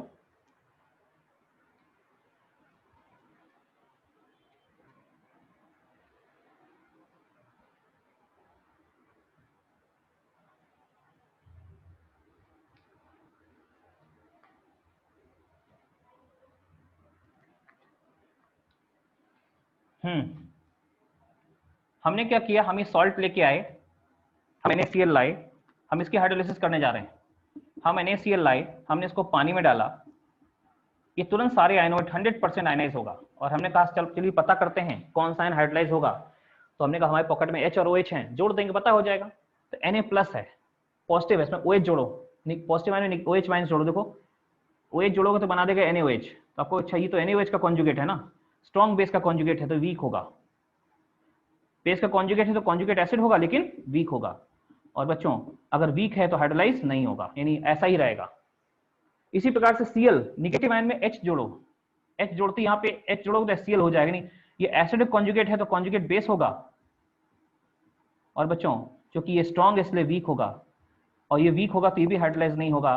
तो यहाँ पे नेगेटिव ये Cl माइनस भी हाइड्रोलाइज नहीं होगा, नहीं कोई भी आयन यहाँ पे हाइड्रोलाइज नहीं होगा, ना तो Na प्लस हाइड्रोलाइज होगा ना ही Cl माइनस हाइड्रोलाइज होगा। ना Na प्लस हाइड्रोलाइज होगा ना Cl माइनस हाइड्रोलाइज होगा, ठीक है।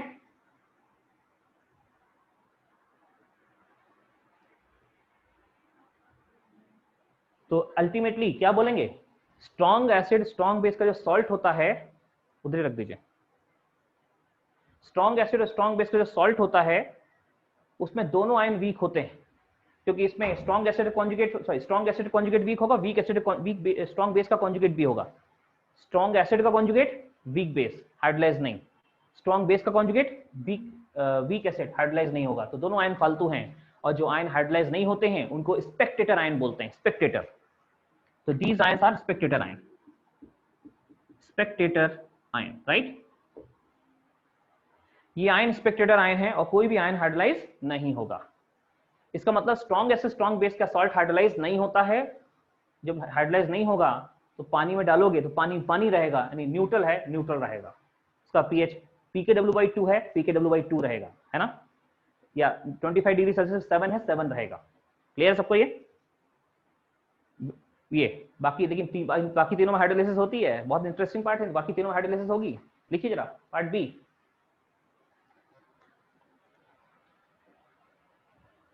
सॉल्ट ऑफ क्या था, स्ट्रॉन्ग एसिड वीक बेस। देखो बच्चों स्ट्रॉन्ग एसिड तो HCl ही हो गया, वीक बेस में NH4OH ले लो, इससे बनेगा NH4Cl और प्लस वाटर। तो NH4Cl प्लस वाटर बन जाएगा। देखो ये NH4Cl जो है ना, ये सॉल्ट है, किसका सॉल्ट है, स्ट्रॉन्ग एसिड और वीक बेस का। ये आइडिया लग गया आपको। अब इसी की हाइड्रोलिसिस सोचनी है हमको, ठीक है।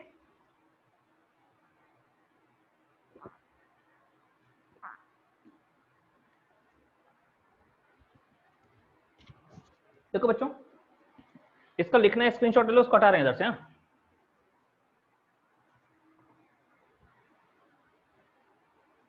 आज बहुत तेज बारिश हो रही है।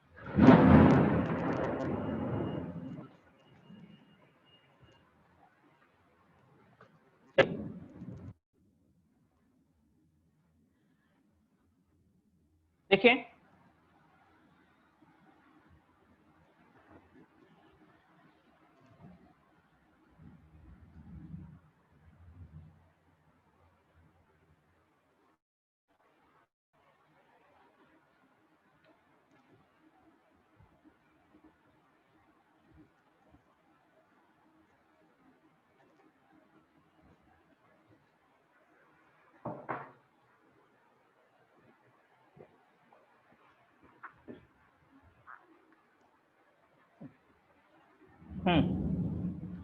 देखो बच्चों, इसको जैसे ही आप पानी में डालोगे NH4Cl को, ये पानी पानी हो जाएगा, NH4 प्लस और Cl माइनस। हमने सोचना शुरू किया, क्या कोई आयन हाइड्रोलाइज होगा? तो देखा, इसमें OH जोड़ोगे, जैसे इसमें OH जोड़ोगे ये बन जाएगा NH4OH। ध्यान रखिएगा बच्चों, वीक बेस है, बेस का कॉन्जुगेट भी कॉन्जुगेट एसिड होगा पहली चीज, और वीक का है तो स्ट्रांग होगा, स्ट्रांग है तो हाइड्रोलाइज होगा। इसको देखते हैं, ये निगेटिव आयन इसमें H+ आयन जोड़ो तो HCl हो गया, एसिड कॉन्जुगेट है तो ये कॉन्जुगेट बेस होगा, और ये स्ट्रांग है तो ये वीक होगा, और वीक है तो हाइड्रोलाइज नहीं होगा। इसका मतलब एक आइडिया लग रहा है क्या, कि अमोनियम NH4Cl का जो एक्वस सॉल्यूशन है वो क्या होगा, स्ट्रांग। यहाँ पे एसिड स्ट्रांग है तो acidic, solution will be acidic, solution will be acidic, right? Solution acidic हो जाएगा यहाँ पे।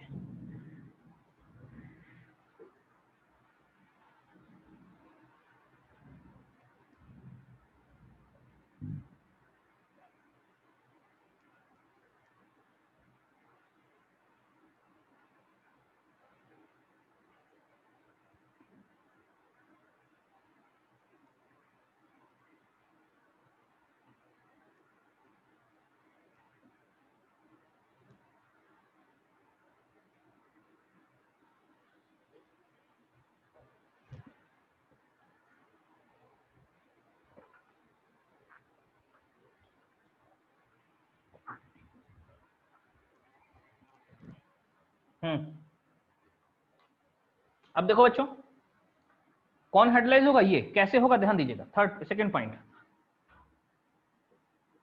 Reaction of hydrolysis.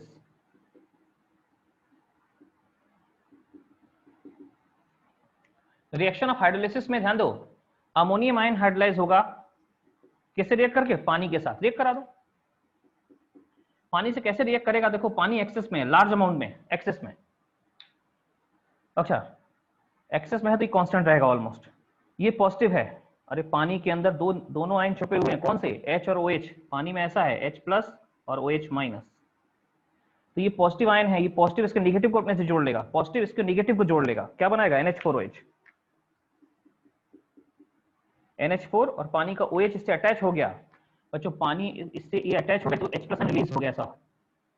ऐसा लग रहा है कि पानी से रिएक्ट करके H+ आयन बना रहा है तो एसिडिक है, ऑब्वियस सी बात है, इसका ना ये कॉन्जुगेट एसिड है, प्रूव हो रहा है कॉन्जुगेट एसिड है, H+ आयन बन रहा है। ठीक है, ये रिएक्शन ऑफ हाइड्रोलाइसिस है बच्चों, इसमें पानी एक्सेस में है, ये कांस्टेंट माना जाएगा। आप इसका इक्विलिब्रियम कांस्टेंट निकालो, हाइड्रोलाइसिस कांस्टेंट हो जाएगा। ध्यान दीजिएगा, इसका इक्विलिब्रियम कांस्टेंट हाइड्रोलाइसिस कांस्टेंट होगा, है ना। इसका डिग्री ऑफ डिसोसिएशन, उसको डिग्री ऑफ डिसोसिएशन नहीं बोलेंगे, डिग्री ऑफ हाइड्रोलाइसिस बोलेंगे बस। तो पीएच निकाल लेना, ये तीन काम तो करने हैं। इसका इक्विलिब्रियम कांस्टेंट, इसका degree of reaction, degree of dissociation इसको बोलते हैं, उसको डिग्री ऑफ हाइड्रोलाइसिस नाम देंगे, इसका इक्विलिब्रियम कांस्टेंट, डिग्री और पीएच, तीन काम करो, हो गया काम। यही करना होता है इसमें, यही करते हैं फटाफट।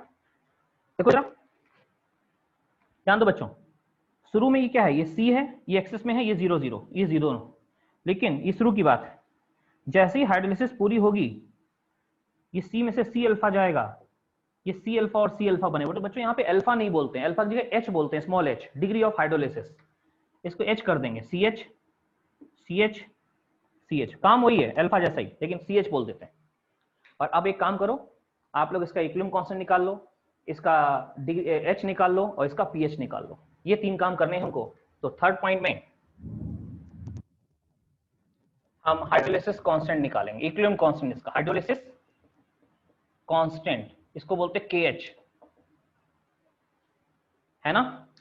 अब KH क्या होगा, इसी का इक्विलिब्रियम कांस्टेंट होगा बच्चों, KH इक्वल टू हो जाएगा this into this, any NH4OH into H+ ion divided by ammonium ion, divided by ammonium ion. ठीक है,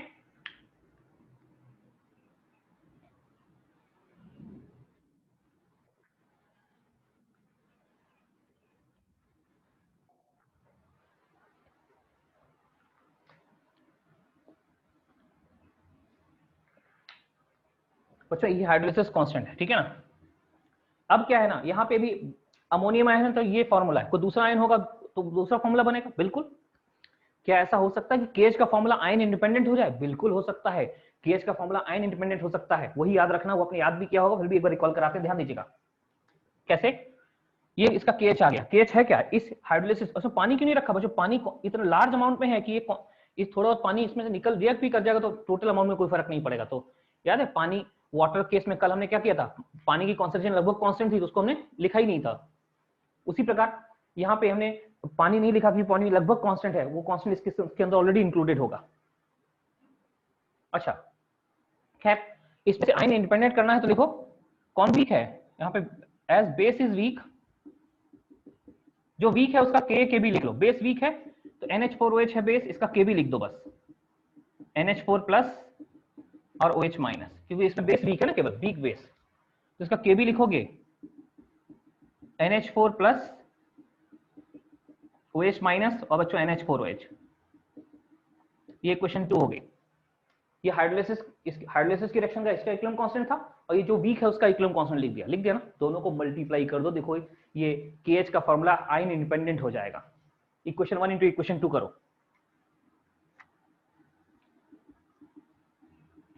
जैसे यहां आएगा KH इंटू KB, तो KH इंटू KB बच्चों मल्टीप्लाई करोगे ना तो इसका न्यूमरेटर इसके डिनोमिनेटर से कैंसिल हो जाएगा। इसी प्रकार इसका न्यूमरेटर इसके डिनोमिनेटर से कैंसिल हो जाएगा, क्या बचेगा H into OH, H plus ion into OH minus ion, right.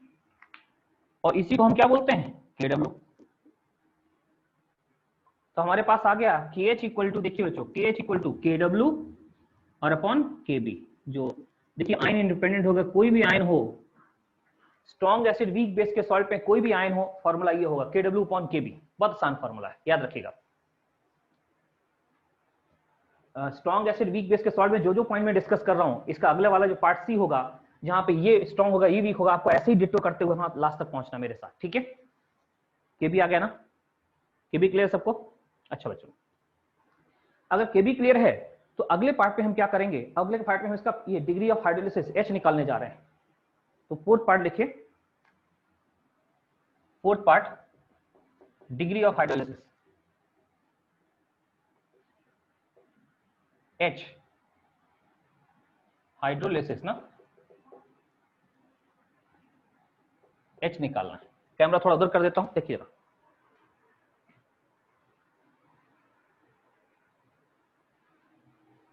Degree of hydrolysis देखो बच्चों क्या होगा, बस इसके लिए जो इधर इक्वेशन लिखी थी ना, ये इक्वेशन इसी के लिए KH लिखना है। ये जो इक्वेशन है आपने लिखी ना KH वाली, उसी के लिए KH लिखो। तो KH इक्वल टू आ जाएगा, देखिए CH into CH upon C minus CH।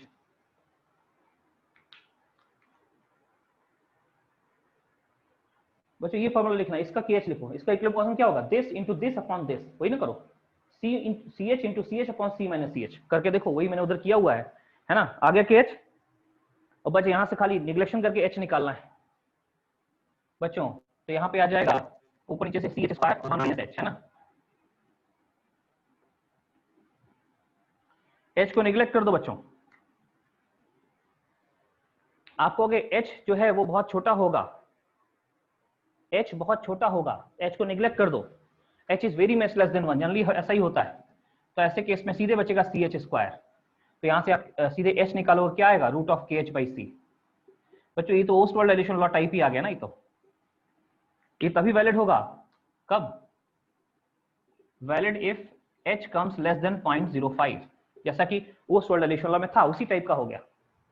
और KH कितना रख दोगे, KH कितना रख दोगे यहाँ पे, KH केवल ये यहां से रख देना KW अपॉन KB, ये KH यहां से रखना पड़ेगा इस फॉर्मूले में जो इधर आया, ठीक है।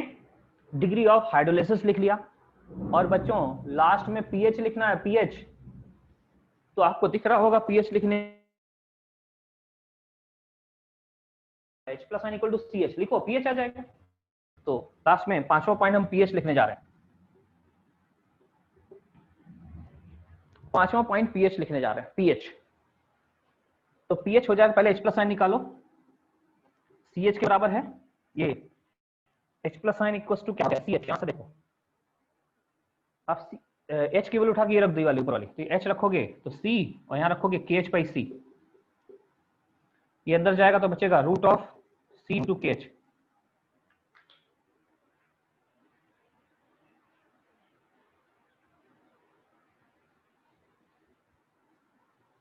ठीक है, और बच्चों ये H प्लस आयन है, अगर आपको पीएच निकालना है अच्छा इसको के डब्ल्यू इसको लिख दो रूट ऑफ सी इनटू के एच को क्या लिखोगे, के एच को लिखना के बी, है ना। और बच्चों ये H प्लस आयन है, अगर पीएच चाहिए तो पीएच होता है कितना, minus log of H plus ion. Minus log of H plus ion हो गया तो पीएच वैल्यू रखोगे तो pH equal to ultimately finally आ जाएगा हाफ पीकेडब्ल्यू minus pK b minus log C. Solve कर देखो, यही आंसर आएगा, इसको आपको याद भी रखना है। तो बच्चों जो मैंने 5 पॉइंट इस केस में डिस्कस किए सॉल्ट ऑफ स्ट्रॉन्ग एसिड और वीक बेस में, मैं चाहूंगा यही 5 पॉइंट आप अगले केस में फटाफट करें।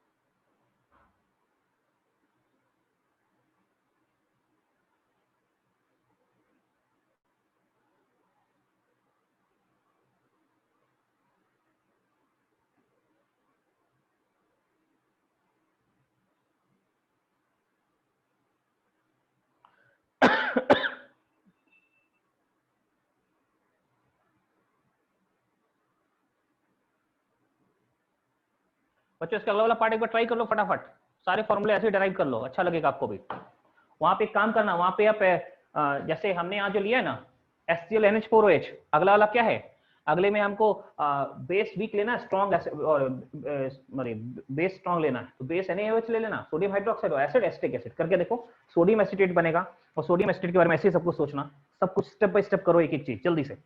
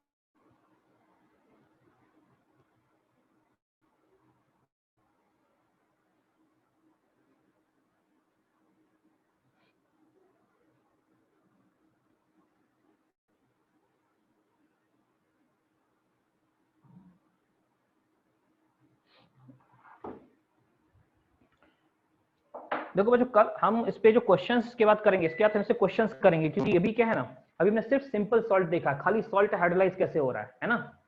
ये केस 1 में नहीं हो रहा था, केस 2 में हुआ पूरा, हमने उसका KH लिखा, उसका H लिखा, उसका pH लिखा। केस 2 में भी आपको ऐसे ही फॉर्मूले मिलेंगे, KH, KW, H और pH। केस 2 जो केस 3 तो आप खुद करेंगे, salt of weak acid and strong base.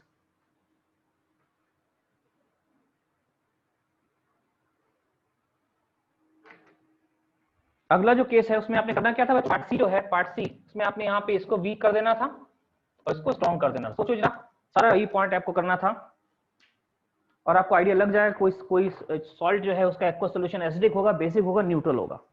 जैसे मैंने यहाँ पे H निकाला है, हो सकता है वहां पे मैंने यहाँ पे H+ आयन निकाला पहले, हो सकता है अगले इस वाले में पार्ट सी में आपको पहले OH आयन दिख रहे हो। सारे फॉर्मूले बना लीजिए फटाफट जल्दी से।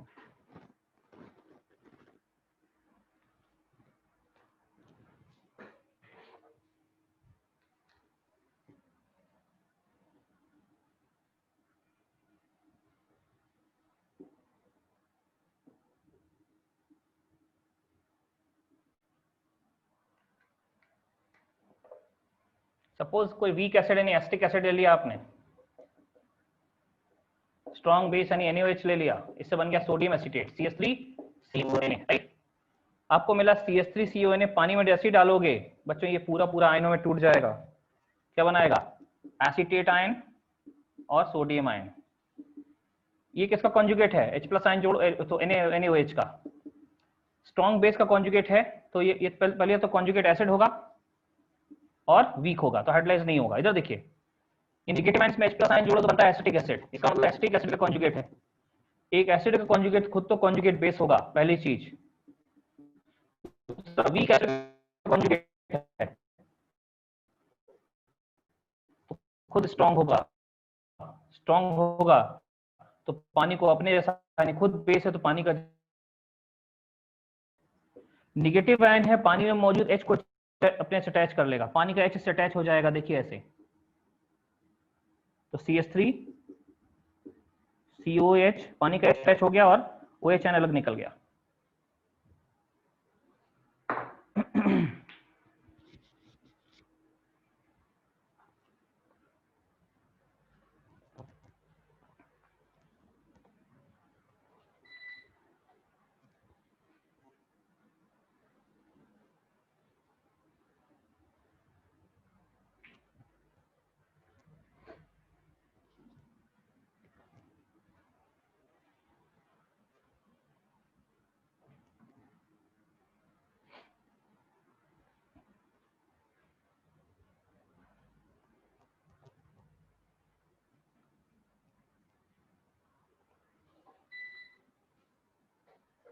ठीक है बच्चों, हो रहा है ना पूरा। और यहाँ पे देखो, जो मैंने यहाँ पे OH ion equal to CH आ रहा होगा और अकॉर्डिंगली सारे पार्ट करिए, ठीक है। और इस चीज को समझिए कि सॉल्ट हाइड्रोलिसिस डील कैसे करना है, ठीक है। ये करो, फिर एक आखिरी पार्ट और डिस्कस करते हैं, फटाफट करो, इसके सारे फॉर्मूले इसी टाइप के आएंगे इसमें। फॉर्मूले करने में कहीं प्रॉब्लम हो तो बताइएगा, मैं डिस्कस कर दूं, लेकिन अगर आप बना पा रहे हो फटाफट इसी तरीके फॉर्मूले बनाओ।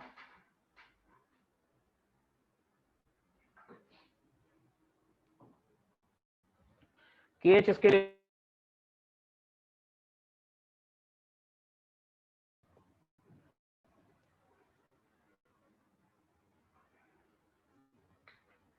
एसिड स्ट्रॉन्ग है तो उसका K लिख लेना, वीक है एसिड तो K लिखना एसिड का, मल्टीप्लाई करना तो KH इंटू K आएगा, यही चीज यहाँ पे नीचे K आ जाएगा। ये देखिए, ये फॉर्मूला ऐसा हो जाएगा, वो वाला वैसे डिग्री ऑफ हाइड्रोलिसिस बिल्कुल यही रहेगा जो लिखा हुआ है। हाँ, pH जरूर चेंज होगा। pH क्यों चेंज होगा, क्योंकि अभी ये OH जो है ना, ये CH आयन, ये जो CH है ये OH आयन कॉन्सेंट्रेशन, हम यहाँ पे OH आयन कॉन्सेंट्रेशन कर देंगे, तो ये जो ऐसे निकालो बच्चों, ये POH आएगा, ये जो आप निकाल लो यहाँ पे ये POH आ जाएगा, ये भी POH होगा।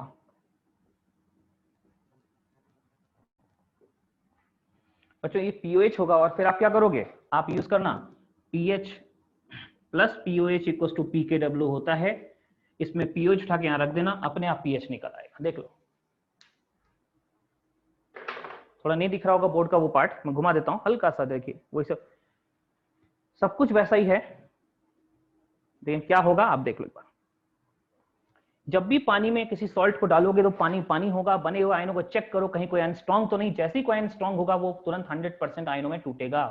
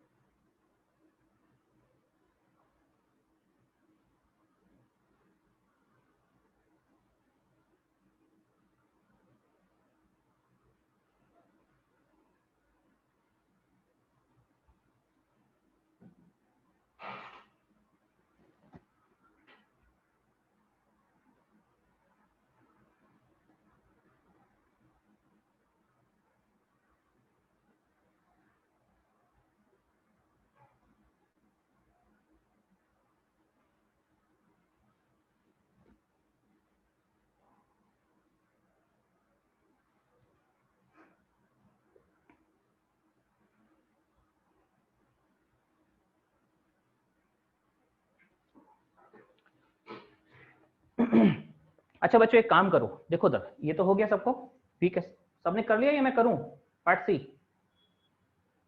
सबने कर लिया है पार्ट सी? कर लिया सर।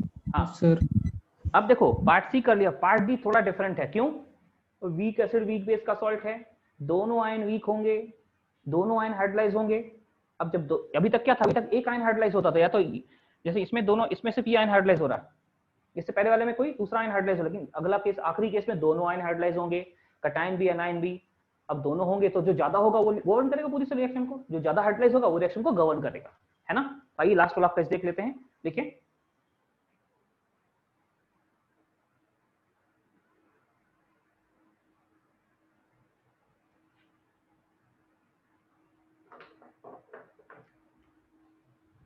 पार्ट बी आपने सबने कर लिया होगा, मुझे नहीं दिखा रहा हूं, लास्ट में फॉर्मूले पर समराइज कराऊंगा मैं सबको।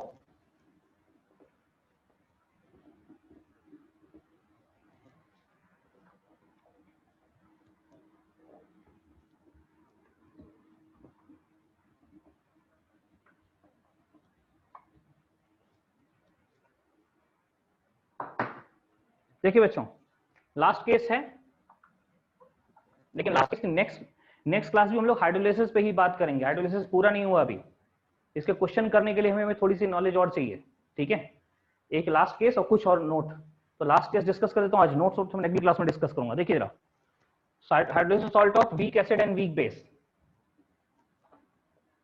बच्चों इसमें एक ले लो CH3 COH और प्लस NaOH, सॉरी NH4OH,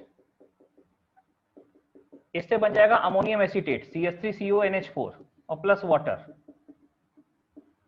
ये वीक एसिड है, ये वीक बेस है, तो ये salt of weak acid weak base हो गया, राइट। आपने इसको पानी में डाला CH3CONH4, जैसे ही इसको पानी में डालोगे ये 100% आयनाइज होगा, एसीटेट आयन और अमोनियम आयन। बच्चों ये कॉन्जुगेट बेस है और कैसा है, स्ट्रॉन्ग है, हाइड्रोलाइज होगा। ये कॉन्जुगेट एसिड है, कैसा है, वीक है, स्ट्रॉन्ग है, ये भी हाइड्रोलाइज होगा। जब दोनों हाइड्रोलाइज होंगे तो क्या होगा, अरे भाई ये स्ट्रॉन्ग है ये पानी से रिएक्ट करके पानी को बेसिक करना चाहेगा, ये पानी से रिएक्ट करके पानी को एसिडिक करना चाहेगा, दोनों अपने अपने ऐसा करना चाहेंगे, जो विनर होगा वो रिएक्शन के नेचर को कवर करेगा। ठीक है, देखिए रिएक्शन ऐसे होगी, पहले बाद में कंबाइंड रिएक्शन लिख देंगे। देखिए जरा क्या है, ये CH3 COO माइनस, ये भी हाइड्रोलाइज होगा, ये वाला आयन भी, और NH4 आयन भी हाइड्रोलाइज होगा।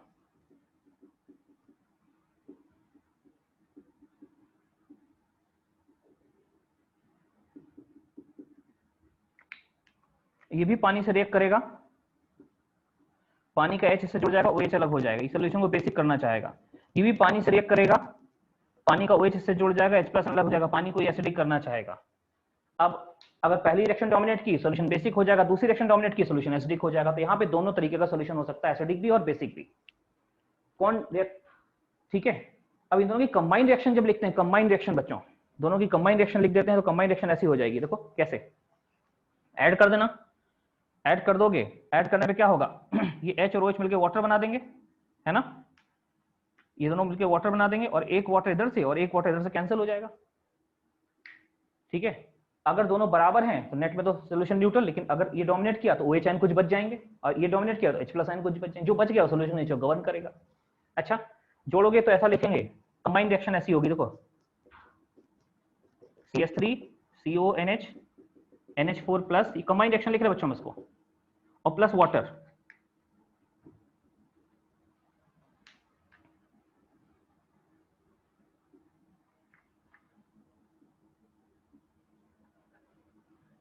CH3 COO NH4, ये जो वाटर है इसका H यहां जुड़ गया और OH यहां जुड़ गया, इसकी कॉन्स्टेंट C थी, ये हटा दो, ये दोनों 0 0, बाद में ये शुरू की बात है।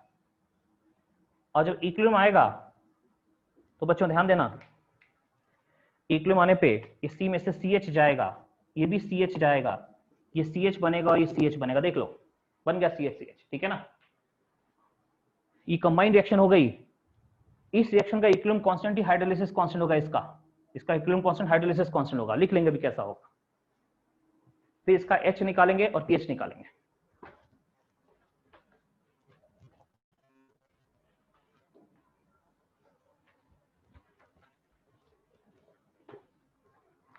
आयनिक भी वो चैप्टर जो आप 11th में पढ़ते हैं, है ना, और जब ये पढ़ रहे हो तो समय थोड़ा कम समझ में आता है, जब बाद में थोड़ा समझ में आता है, हाँ चलो ये भी कोई चैप्टर था, है ना। केमिकल थोड़ा बहुत समझ में आता है, ये थोड़ा सा हल्का से, अगर बहुत अच्छे से एक्सप्लेन आपने नहीं किया गया तो थोड़ी प्रॉब्लम आती है इसको समझने में, बट है बड़ा आसान चैप्टर, बहुत आसान, बहुत इजी चैप्टर है। बस हर पॉइंट को लिंक करना सीखिए। अगर मैंने क्लास 1 से लेकर अब तक लिंक कर रहे हो तो आपको कहीं मुश्किल नहीं है। अगर ये अच्छा, मतलब कौन कॉन्जुगेट है, कैसा है, क्या है, सब चीजें आप लिंक करोगे। देखो उधर, हाँ बच्चों, अब क्या है, इसका हाइड्रोलिसिस कांस्टेंट लिखना है। तो चौथा पॉइंट है हाइड्रोलिसिस कांस्टेंट।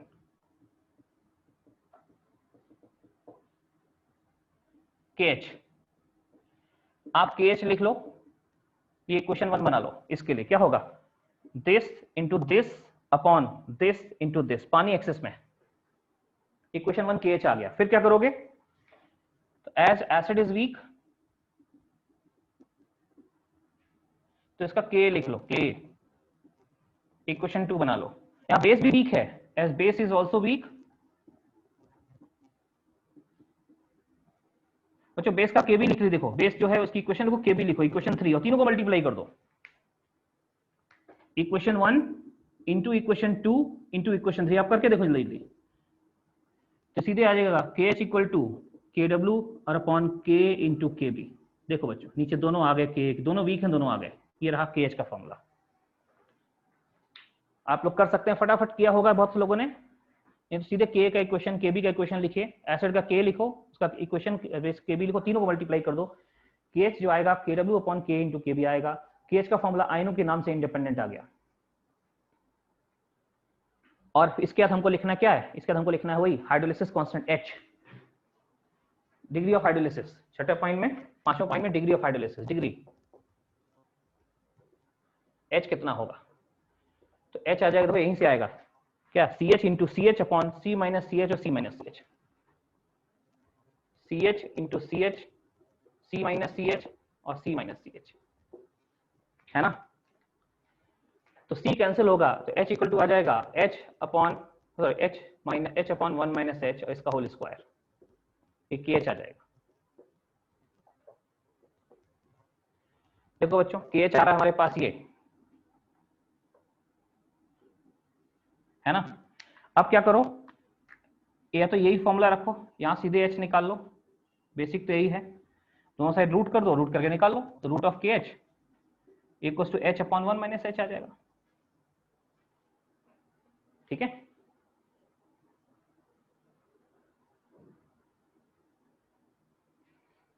यहां से H निकालना हो तो सीधे मल्टीप्लाई करो ना, root of KH minus H into root of KH equal to H, इसको तो भेज दो, तो H इक्वल टू आ जाएगा root of KH upon 1 plus root of KH, ये आएगा। देखो बच्चों इसको याद रखो। लेकिन अगर KH बहुत छोटा है, अगर KH बहुत छोटा है तो इसको निगलेक्ट कर दो, इसको निगलेक्ट कर दो तो H इक्वल टू आ जाएगा रूट ऑफ KH ओनली, ये भी फॉर्मूला है। तो पहले ये है, अगर KH बहुत नेग्लिजिबल है, KH आपको लगा रूट ऑफ KH नेग्लिजिबल है, तो वो फॉर्मूला हो जाएगा। ठीक है, तो डिग्री ऑफ हाइड्रोलिसिस आपने देख ही लिया होगा क्या आ रहा है। ठीक है, और लास्ट में बच्चों पीएच बताना, पीएच मैं डायरेक्ट लिख रहा हूं, आप लोग कैलकुलेट करके देखिएगा। पीएच जो आएगा इसका छठे पॉइंट में, पीएच क्योंकि दोनों वीक हैं तो पीएच आता है हाफ pK2 प्लस pKa और माइनस pKb। ये देखिए half pKw plus pKa minus pKb, ये होता है हमारे पीएच का फॉर्मूला। इसका एप्लीकेशन पार्ट हम लोग नेक्स्ट क्लास में देखेंगे। आज की क्लास में हमने सॉल्ट हाइड्रोलिसिस के लिए हाँ कुछ नोट बाकी है, कुछ स्पेशल केस बनाने के लिए कुछ नोट बाकी हैं। आज की क्लास हमने बेसिक बात सारी कर ली है, जो थोड़ी बहुत बात बची है अगली क्लास में सिर्फ प्रैक्टिस ही होगी इसके क्वेश्चंस की, है ना।